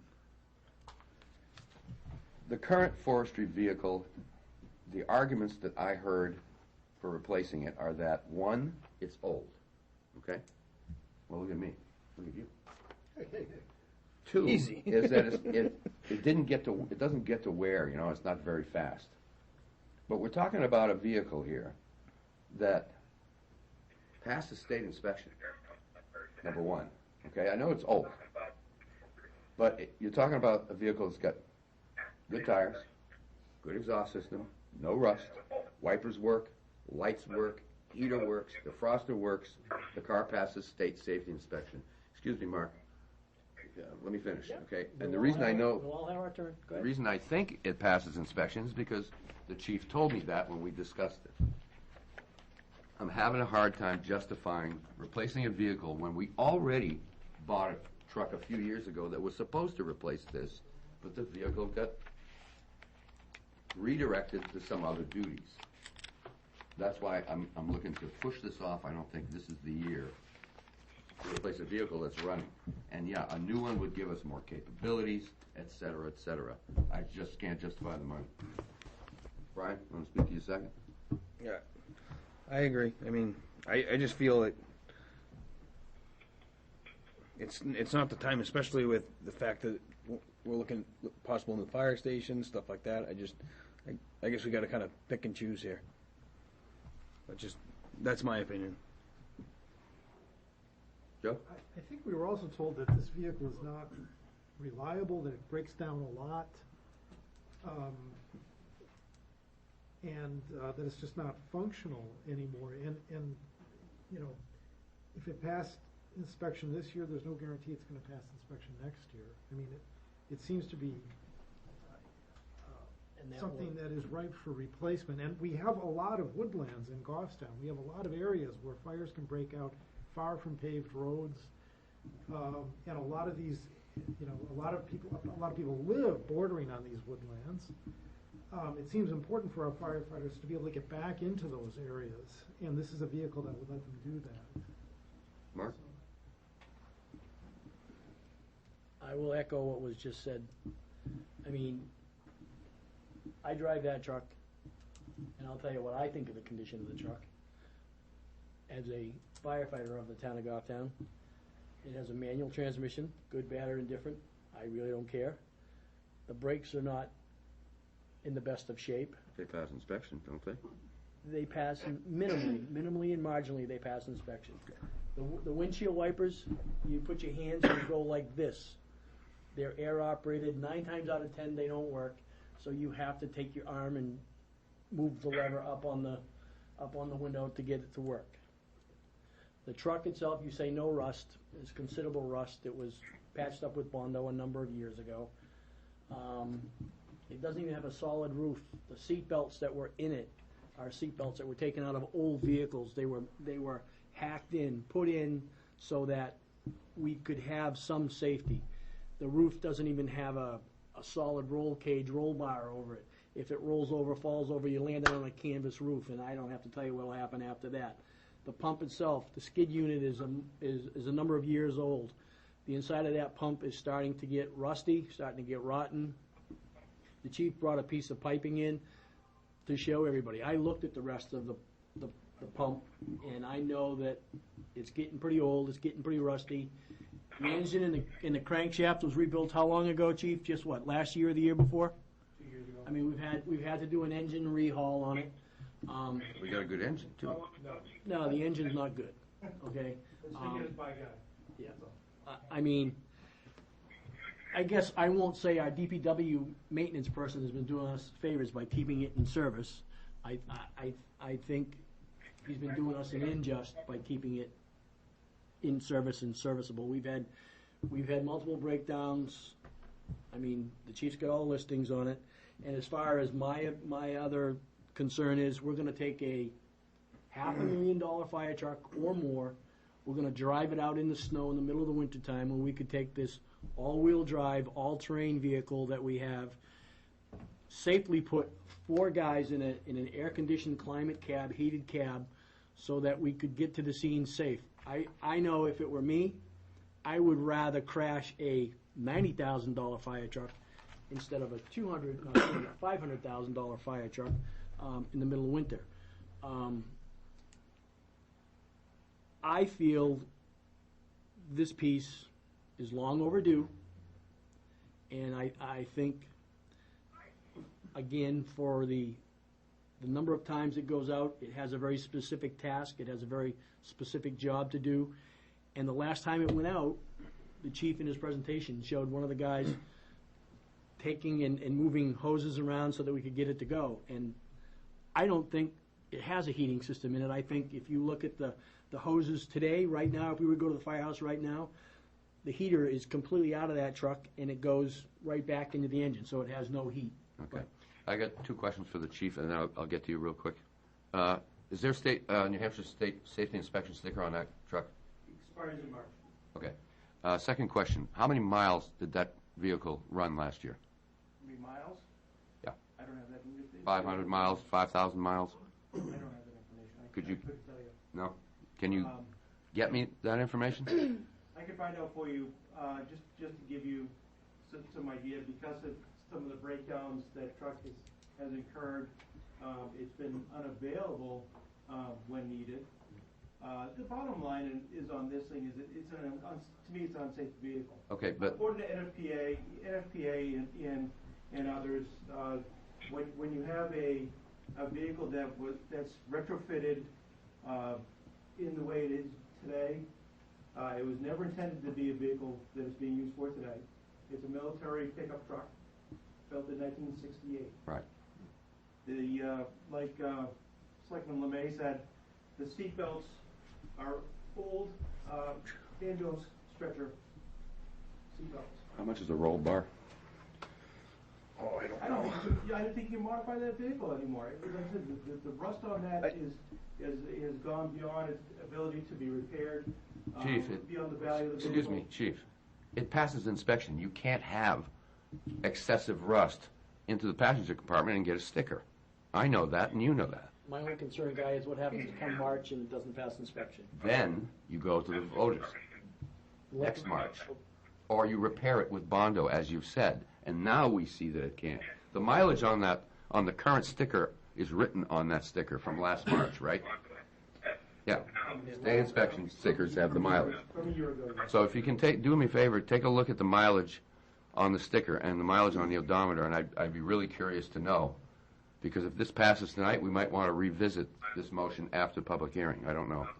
But I really would like to know how many miles that vehicle has traveled in the last, well, I guess now it's 10 miles. And it's something when I get that information to the board, keep in mind that that vehicle obviously is not intended for normal travel use.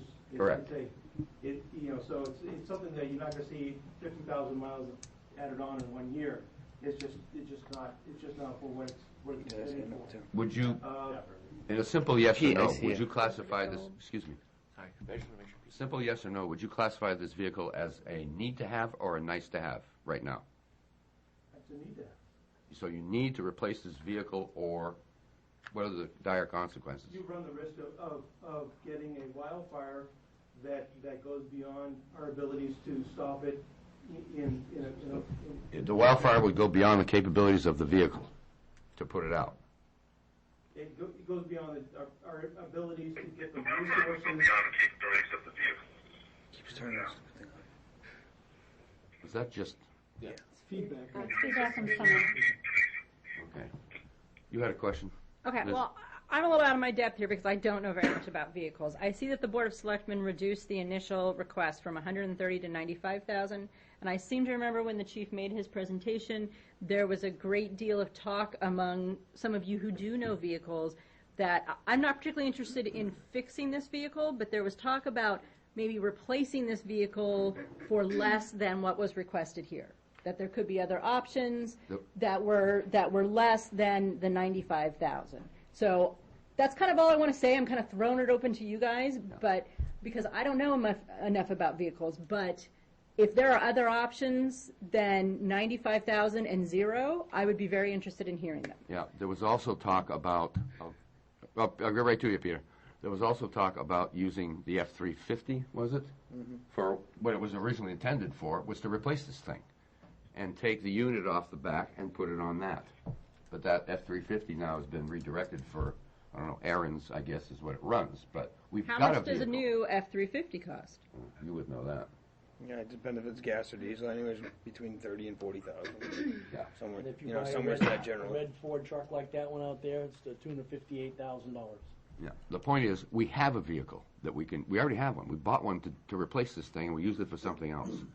So I personally don't want to spend $95,000 when we've already got the vehicle. Just take the unit off the back of the Jeep and put it on the 350, and we've accomplished the mission we were supposed to when we bought that 350 in the first place. Well, they're using the Oh, 350 Peter. for something else. I was Running errands. around then when we bought the Turn sliding it up. unit. Oh, can't hear you, The Peter. sliding unit was supposed to go into that four-wheel drive pickup to replace that when the forestry truck needed to be replaced. They were going to be able to take that slide-in unit, just take it and slide it into the pickup, and we'd be going right along. So I think what we need to do is stick to the plan and not change the plan in midstream and go with taking that slide-in unit and sliding it into that other truck like we were supposed to do. Solves the problem. Can we ask That the other chief unit about tows the boat, tows the jet ski or whatever else. That's what it does, that truck, and I don't know how often, and why we couldn't still tow a boat with that other unit on it is beyond me. Lisa? I just wanted to ask the chief if that's, I mean, what does he think of this, what we're saying about that? What do you think? I think he's Well, I gonna mean- turn that down. I mean, I guess I would just ask, is it Honey, true? turn that down. I mean, is what Peter and I guess what Guy is saying is that the, I don't even know what it's called, what did you say? Well, first of all, the plan that Peter speaks of is not my plan. It's first of all, the one I didn't bring it with me, but what I brought before in another meeting was a piece of the piping that we had to have an emergency replacement of that pump, that slider, that skid unit that you're talking about, that we could just slide into another truck. That needs to be replaced also. We're looking at significant corrosion, not just rust, but corrosion, degradation of that pipe of that pump. Not the vehicle, the pump. The pump and the vehicle they're falling apart. So that's the reason why this thing has been on CIP for a number of years, and it's been deferred for a number of years. And we're to where we are today. And so the most cost-effective solution is what I presented to both the Board of Selectmen and to you folks is, and the reason why it's been reduced from, I think it was like 130 before, down to 95. Yeah. That's with again, getting the parts and actually probably assembling a good part of that truck on our own. Liz, excuse me, Chief. Would you move one of those microphones over closer to the chief, please? Probably yelling loud enough anyway. So this was kind of like the cost-effective solution to get that vehicle that we need. And perhaps Peter was right. 7, 8, 10 years ago, that might have been the solution when that pickup, the F-350 that Peter is talking about, is 11 years old now. And so perhaps 11 years ago, that was the intended use for that pickup. Things have changed, and our department operations have changed, and that pickup is now designated for other operations, whether it be errands, like you said, or for actual calls and picking up equipment. We use that quite a bit now, again, to shuttle personnel to even medical emergencies. So the solution that I'm proposing is a cost-effective solution. It gets rid of an unsafe vehicle. It gets us the pump and the tank that we need, including foam capabilities, which we don't have now, and it gets us a vehicle that can be used 24/7, 365. Okay. I think you were first, Chief. You're right next. So how much would it cost to get the new pump? I mean, the new skid unit, or whatever you called it. Well, that was the cost of the truck was approximately, just looking at my papers in front of me, about $45,000 to $45,000.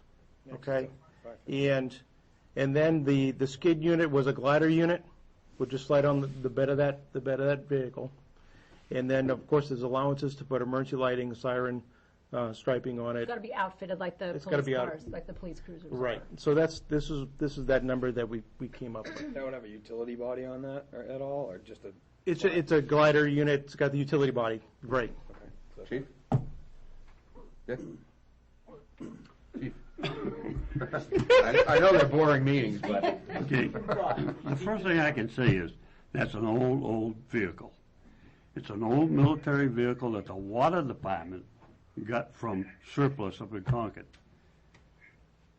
I can remember, having to fix the things on it and couldn't buy the parts. And I used to go over to Hayfield's junkyard, and he had a couple of them over there, and I could get the parts on it for nothing.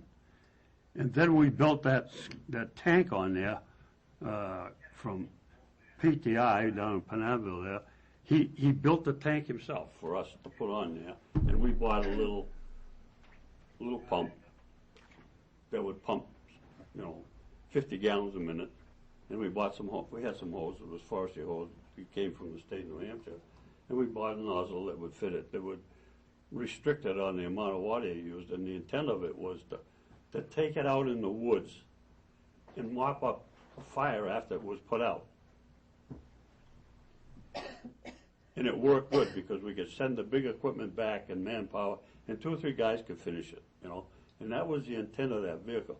The vehicle today is really an antique, so you don't have to even put a sticker on it, probably.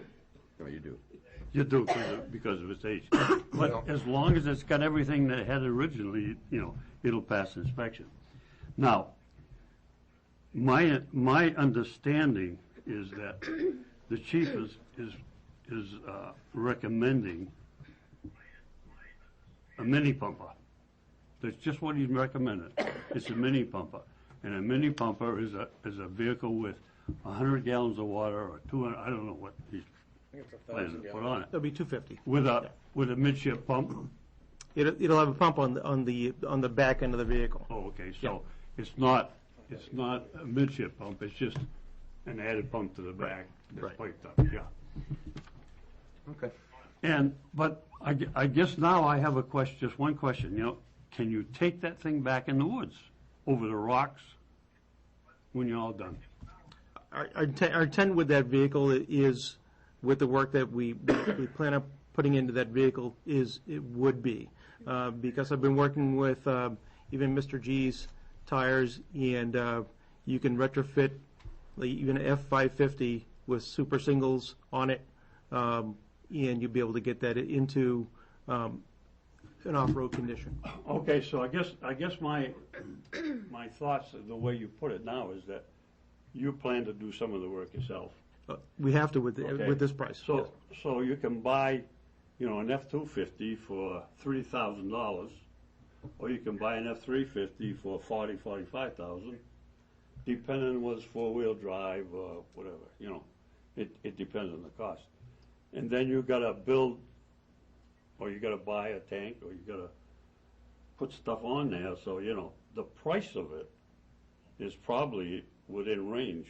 You know, it's probably a true price. You say the skid tank is in bad shape. Well, I guess if it only lasted for 6 or 7 or 8 years, and I don't remember. It was after I left, but it was in the CIP at the time. And so I don't remember when they bought it now, but it would seem to me it was probably about 8, 9 years ago that skid tank was bought and put on there. I don't know. I don't really recall just when it was. And the intent at the time was to put the skid tank on the pickup truck. And but it didn't happen. So that's water over the dam.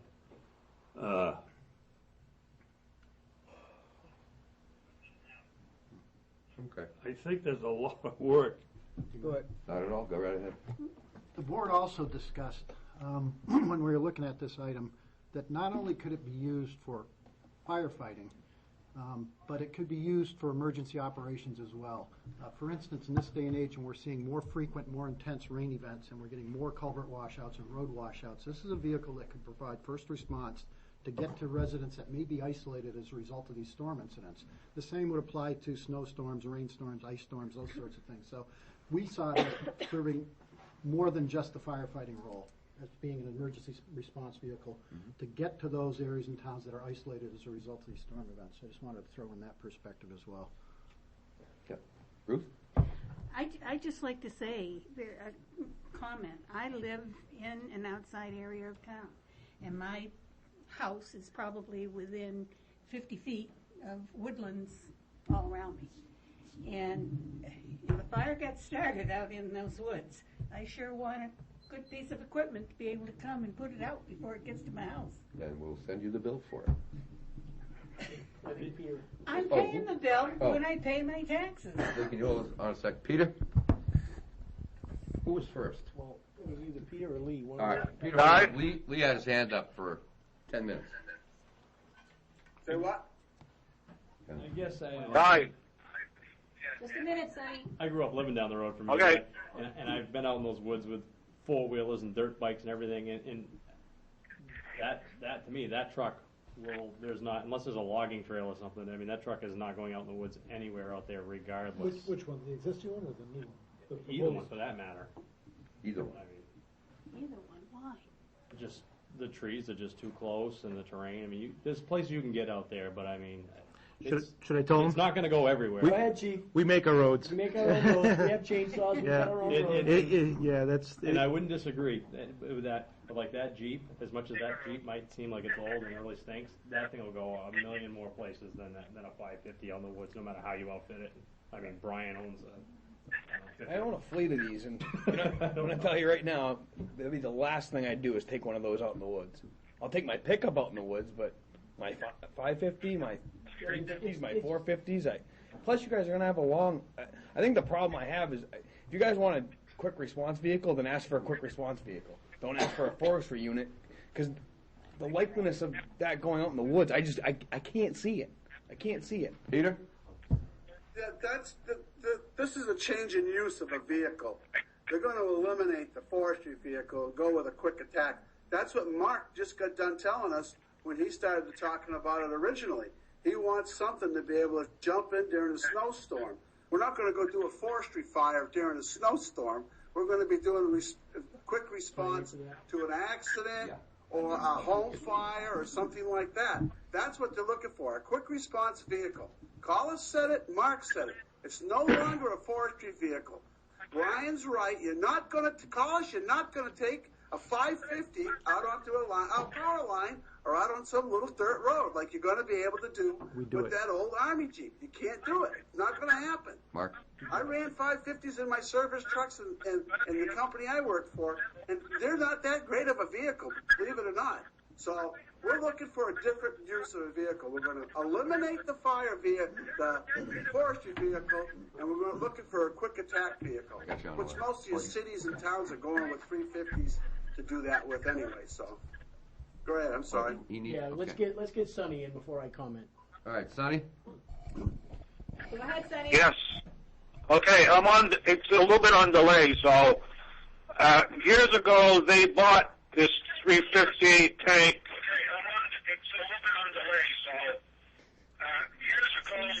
Sonny, can you turn down the volume of the TV or what the? And it was supposed to replace this fire truck, and they were supposed to put the tank and the pumper on it as needed. The chief chose in his years of work to use this truck in a different situation capacity. So now what they're doing, they got that same truck doing something that they did not expect to do, and now they want to get a new fire truck to do the work that this new truck was supposed to do. Okay. So as far as I'm concerned, they have the truck. The only thing they need is to replace the tank, slider tank, and the pumper. Make that transferable onto the truck, and it can do whatever they had planned to do whenever they bought this truck 3, 4, 5 years ago. Okay. Mark? 11. Just to pick up on Peter's comments and the comments that have been kind of going around here, we're multitasking more and more in the fire service today. To have the ability to take one truck and to do multiple things with it is an advantage to the entire fleet. Chief, you've been here for how many years? 7? 7. 7 years. What has the chief done in 7 years? He has taken his fleet, downsized it. He has multitasked his fleet. He feels, and I feel, as a firefighter in this town, it's not necessarily a good idea to have 2 ladder trucks in town. It's not necessarily a good idea to have 3 pumps at Station 18. It's not necessarily a good idea to have 3 or 4 pumps at Station 17 and Station 19. He's crunching everything down in. He's getting everything in. He's making the department cost effective as it is. He's making everything multitask. I know, as I said before, if I had the opportunity to take out a rapid response vehicle, if that's what Peter wants to call it, we'll call it a rapid response vehicle or whatever. If I had the opportunity to take that out in the wintertime with an all-wheel drive, okay, a heated cab, something that was safe and secure, versus a fire truck that cost $500,000. Like I said, if I'm gonna crash a fire truck, I would rather crash something that's $90,000 instead of $500,000. The need of that truck, okay, will keep the $500,000 trucks and maybe even the $1 million ladder truck inside safe where it belongs, and we can multitask and use that rapid response vehicle or urban interface vehicle that has water on it, has chainsaws on it, has place to put 4 people instead of 2 people. It can put 4 people in correctly, safely seated, instead of having these homemade lap belts. Okay. Better lighting and up to current NFPA standards today. Joe? Mark just made my point, but I won't repeat it. Okay. Anybody else? I just have a closing comment, and then we can take a vote on it. Chief, you referred to this vehicle as, replacing this vehicle gets an unsafe, we're replacing an unsafe vehicle. State of New Hampshire says it's perfectly safe. All right. Can I just say, I've driven cars that pass inspection that are I don't know. I mean, just because it passes inspection doesn't mean that's what we want to be sending our firefighters out there to respond to a fire to. I'm sorry, please don't interrupt, because, right, I just don't think that's the right thing to do. If we're going to be putting people who are putting their lives on the line for us, for the community, we shouldn't send them out there in a car that just barely passes inspection or is rusting. And if it's from 1960, I mean, that's a really old vehicle, and there's only so much work you can continue to do to the vehicles over and over again until they're just, no matter what you do, the repairs aren't going to be as structurally safe and sound. So yeah, sure, it passes inspection because you bondoed it, but the bondo is not going to be as safe and sound as if you just have the new shell, no rust, it's never cracked through, nothing. So I'm putting myself on the list. I think if we're going to be sending our firefighters out there in a vehicle that's now, it was 1968, right? Is that it? So, I mean, how many years is that? 45 years old? Can I ask you a question, Jim? Yeah. Do you know for a fact that it barely passed inspection? And what is the definition of barely? It's what they were saying when they're talking through. The tires have to meet standards. The brakes have to meet standards. The heater, the wiper. I understand. I understand what it means to pass. I mean, I drive a car from 1992, so I understand I'm trying to get a car through inspection. I get that. Yeah, sometimes you have to put new brakes on it. Sometimes you got to put new tires or replace a muffler. But just I stopped when I interrupted you. Don't do it to me. Okay. So my point is that the whole point of this motion is to weigh. It'd be really nice to have this thing. I know it would be nice to have this thing. Can we afford it when we already have a vehicle? And yeah, it may not pass inspection. It might pass inspection for the next 15 years. We don't know. You were next, then Mark. I was just going to comment on. I don't disagree with what you're saying. I think the only reason that I feel the way I feel about this is if we were asking for an actual forestry unit just to go out in the woods and we're going to spend $30,000 or something or $40,000, I'd be like, all right. But to me, I feel like just as my opinion, I feel like we're adding another vehicle because this isn't really truly a forestry unit that you're going to go out in the woods with. It's a quick response vehicle, and that's fine. And I wait a second, I get it, but I guess my whole point is, why didn't you just present it that way instead of saying we're replacing the forestry unit? Because that's really, in my eyes, I just don't feel that's what's happening. That's all. Mark, that's how I feel. My final comment to everybody here is, we, the Board of Selectmen, we sat down, we went through the budget. The chief's original price was $135,000. We came down to a figure of $95,000. We asked that guy sitting over there in the white shirt, what do you need for money to make it work? The Board of Selectmen said $95,000. We agreed on it. That's all I'll say. The Board of Selectmen are in favor of $95,000. Thank you. Joe. Out of fairness to the chief, when he presented this idea to the Board of Selectmen and to the Budget Committee, he made it clear that this was to be a multifunction vehicle, not just a forestry vehicle. And that was one of his arguments for getting it, that you get more bang for your buck if you're buying a vehicle that can do more than one thing.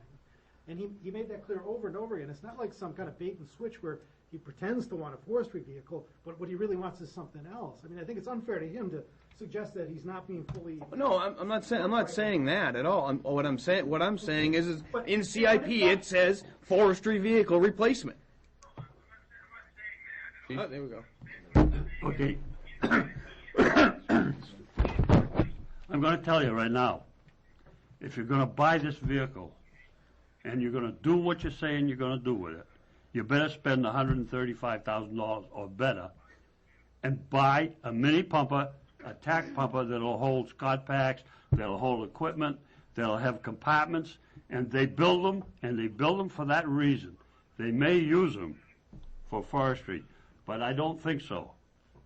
I think in all of my dealings with fire apparatus, if you want to have an attack pumper that has a couple 100 gallons of water so you can get up some of these driveways in the middle of winter when it's slippery and when you have emergencies and you got to go somewhere and you can't go with the big apparatus, you know, that little piece of equipment that you're talking about as a forestry truck is not going to serve your purpose. And if you're going to do it, you better do it right and buy a truck that's going to do the job. And that's what they call a mini pumper. It's built to go attack a house fire. Right. Okay? If you want to go out in the woods, you don't need that. You need a slide-on tank and a pickup truck, an F-250 with four-wheel drive with big tires that'll do the job for you. Now, I understand the theory behind it, but when you say you're going to have a tank with a pump on the back, you know, you've got to have a midship pump. If you're going to attack a fire in a house, and it's out in the woods, or it's out where you can't get at it. That's all I got to say. Right? Kind of a continuation of what you said, but with like the class 6 roads out there that aren't maintained by the town, houses there, I live in an area where there's houses that are remote where they're roads, and you can get vehicles up there if they have four-wheel drive. Do we currently, Chief, have a vehicle that gets to these places that, like in these icy conditions where there's houses that have long driveways, and you know you really can't get your pumper trucks up? I mean, not with equipment. is that kind of where this vehicle would come into play? Where, you know, we're going to try to get to that house up on the hill, you know, windy driveway. That's kind of. I mean, I'm not thinking forest. I'm thinking, you know. Chimney fire. Do we have a motion on the floor? Snowstorm. Yeah. Yeah. Okay. Yeah. Well, you want to call a question? I do. All right. I'm going to call the question. I don't blame you. I think we beat it up enough. I can't make an amendment to the motion, right? I guess you can, yeah. Okay. I want to amend the motion of the $95,000 and increase it to the original price the fire chief was asking for. Okay. Any second to that? That's $135,000, right? 130. Okay, hold on. Ruth second. 135. This is 130. 130. Got it. Okay. There's a motion on the floor to amend the original motion. Make sure we get this straight. Okay. Pete, do you have a question? From 0. Beyond question. You with me? Okay. I'm trying. Okay. There's a motion on the floor to amend the original motion, which was to take the amount to 0 and to bring it to 130,000. Okay. Now we're not voting on whether we're going to bring it to 130,000 or not. We're voting on whether we're going to amend the original motion. Then we'll vote on whether to pass the amendment if it passes in the first place. You got that? Mm-hmm. Okay. What is this 130 going to be for now? Is this for this? He's talking about getting a No, mini right now, pumper. right now, original we're not- plan. Right now, we're just voting, Lee, on changing the motion from bringing that total from 0, which is the first motion, to 130. Okay? Everybody understand? Okay. All in favor of? Can I just ask real quick? Yeah. So that 130 gets us what you were describing as the ASTRO first. As the ASTRO first, so a mini pumper. So it wouldn't. Yes, So it wouldn't be the 550 or whatever truck. I don't know what the design would be. Chief, do you? So with Okay, the 100. wait. Hold on. Before we start discussing that, let's discuss whether we're even going to pass this amendment. Okay? Well, I need to know that if I'm gonna. You're not voting on the amendment, you're voting whether we would consider increasing it to 135. 130. 130. I know, and I think So you're just. not approving the actual expenditure, you're just saying. I that know, we'll consider I it. know, but Okay. before I get to that, I feel like I need to know what that Okay. 130. All right, then. Do you know what Yep. you know what I mean? I need to know what that 130 is. Okay. So, Go Chief, ahead. just real quick, do you know what so what would that $130,000 get as opposed to what the $95,000 gets? If we can do it quickly, possibly. What that gets is a vehicle that first of all, will be built by a manufacturer for a multi-purpose off-road purpose. For example, it will have super single tires on it, if you've ever seen it. They take the duals off of it, they retrofit it with super singles. It has the ability for, heavy-duty skid plating, rub rails. This thing will go off-road, and it'll go up a driveway that's got a foot of snow on it. And it will have about 250 gallons of water on it with foam capability, so you don't have to use as much water. And it'll have a high-pressure pump on it. It also has the compartmentry that the retired chief was talking about, where you could put retrofit it in the off-season. You could take the forestry tools out, and in the winter you could put air packs on it. It's going to be that kind of vehicle, and that's what 130 gets you. That work for you? Yes, thank you. Okay. Anybody else? All right, the motion on the floor is to amend the original motion from from zeroing out that line to increasing it to 130. Okay? Then we'll discuss whether we're actually going to pass that. We're voting on the amendment. All in favor of the amendment, signify by raising your hands. 1, 2, 3, 4. Opposed? No. Abstained? Okay. Who, Sonny voted Sonny no. voted no. Sonny voted no? Okay, I forgot about Sonny, and I forgot about Peter. Pete voted no. Okay. Who voted yes? Okay, Mark, Shay, Dick, and Ruth. Okay. Oops. And whoops. Okay, we're back to the original motion. Any further discussion? Oh, you called the question, right? Yes. Okay. Then that's it. The motion on the floor is to take that line and adjust that number from $95,000 to $0. Are we ready for the vote? All in favor of the motion, signify by raising your hands. 3. Okay. Yes. Four. Oh, Sonny Peter. was a yes. Who? Sonny was a yes. Sonny was a yes. And Peter's raising his hand. Peter's a yes. And there's Brian with a Y. Yeah, And Lee. yeah. And myself. It's total of 5. I'm not even on the list here. Opposed? 1, 2, 3, 4, 5, 6, 7, 8. Abstain? Okay. Motion fails. Stays at 95. Does anybody have anything else on the town budget that they'd like to discuss, adjust, comment on?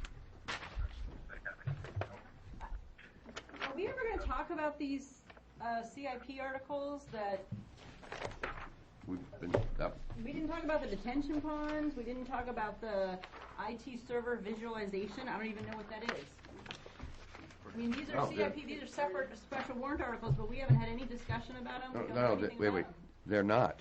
They're not. Because they're not being requested in CIP. They're all 0. Okay. So when do we hear about them? We don't. They're not asking They for it. got taken out.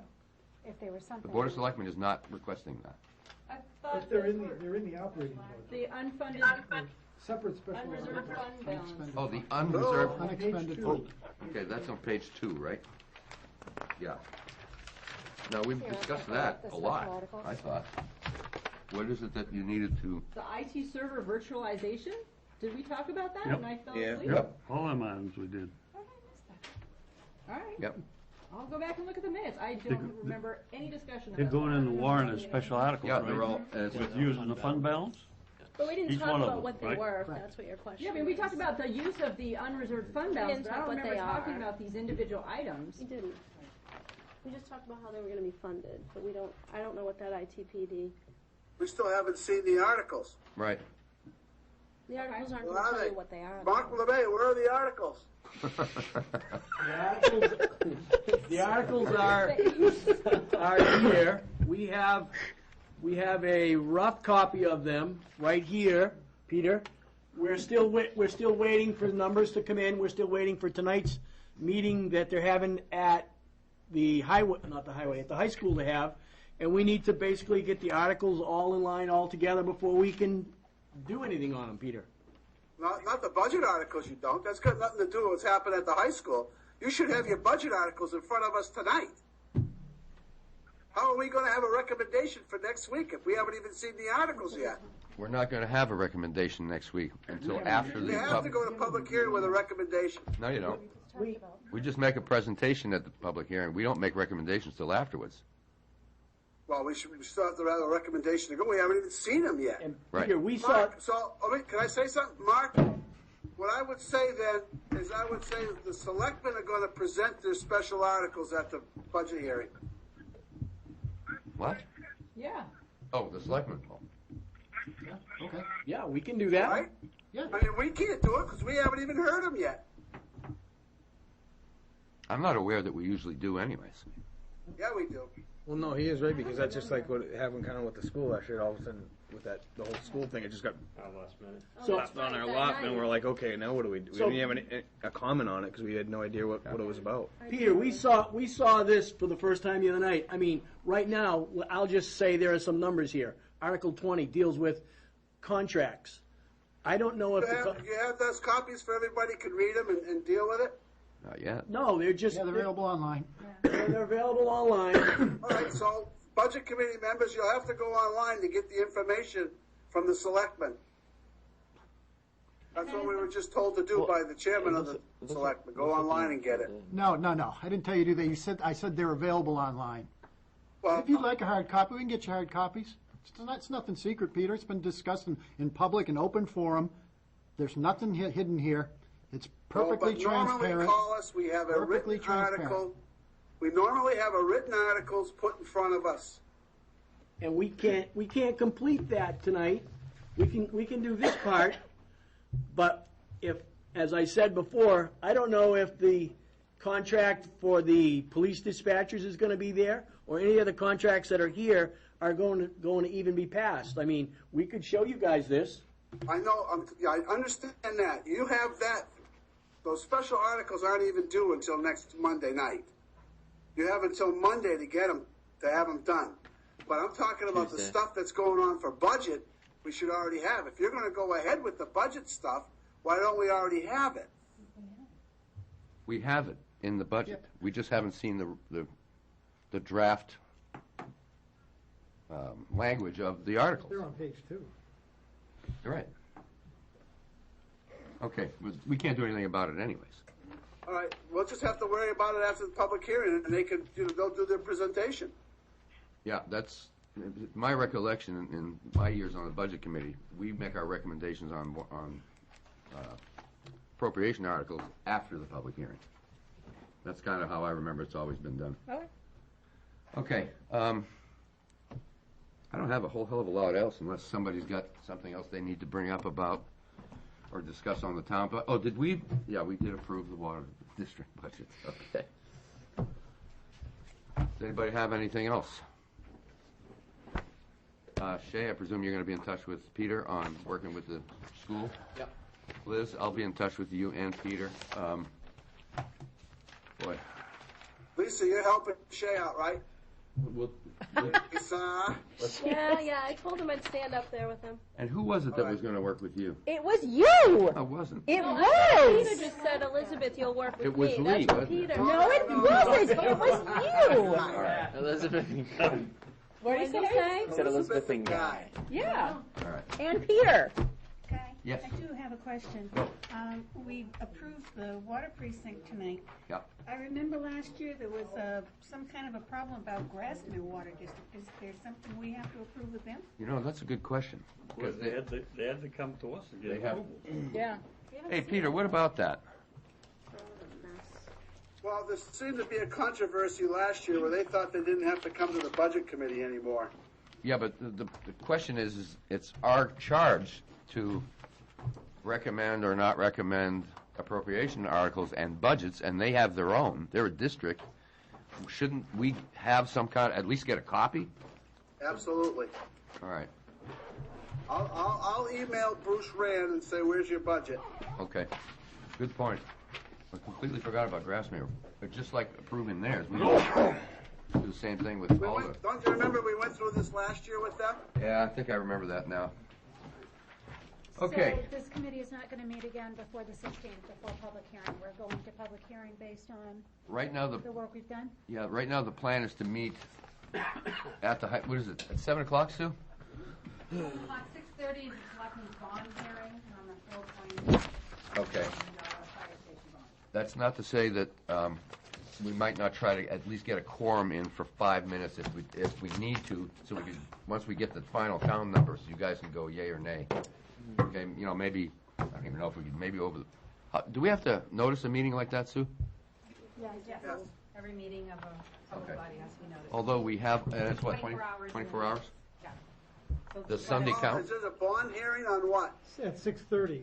The fire station. Fire station. Okay. Yep. Does Sunday count? We could meet at 6. If I stick something on the front door of the town hall on Sunday? For a Steal meeting his when? keys and... For a meeting when? Well, I mean, let's say that, I mean, we've already made a motion and taken a vote and approved the idea that Peter and I and Liz can come up with a number that we're going to present at a public hearing. But these guys might want to talk about it a few minutes. Yep. So if we posted it on Sunday, could we get together Monday? Sure. Okay. So I'd just like send a homing pigeon to your house or send up a flare and get a hold of you? Okay. Yeah. We'll probably know by tomorrow. I mean, we can post it tomorrow You for just you. cancel. And yeah, right, you can just cancel. We can post it tomorrow for you for Why Monday. don't we do that, you guys? Let's schedule a tentative Monday night, like, you know, a 10-minute thing. It's like 7 o'clock. I can't make Monday I night. can't make That's it fine. either on Monday night, sorry. Okay. Well, all we really need is a quorum. We just meet at 6:30? Actually, we really- Could we we just meet meet at 6:30 that on night? Thursday before the, Or are you anticipating? or even at something 6 or before? 6:15. The Well, public hearing is we- Tuesday, right? It's Thursday. Thursday. Oh, Thursday.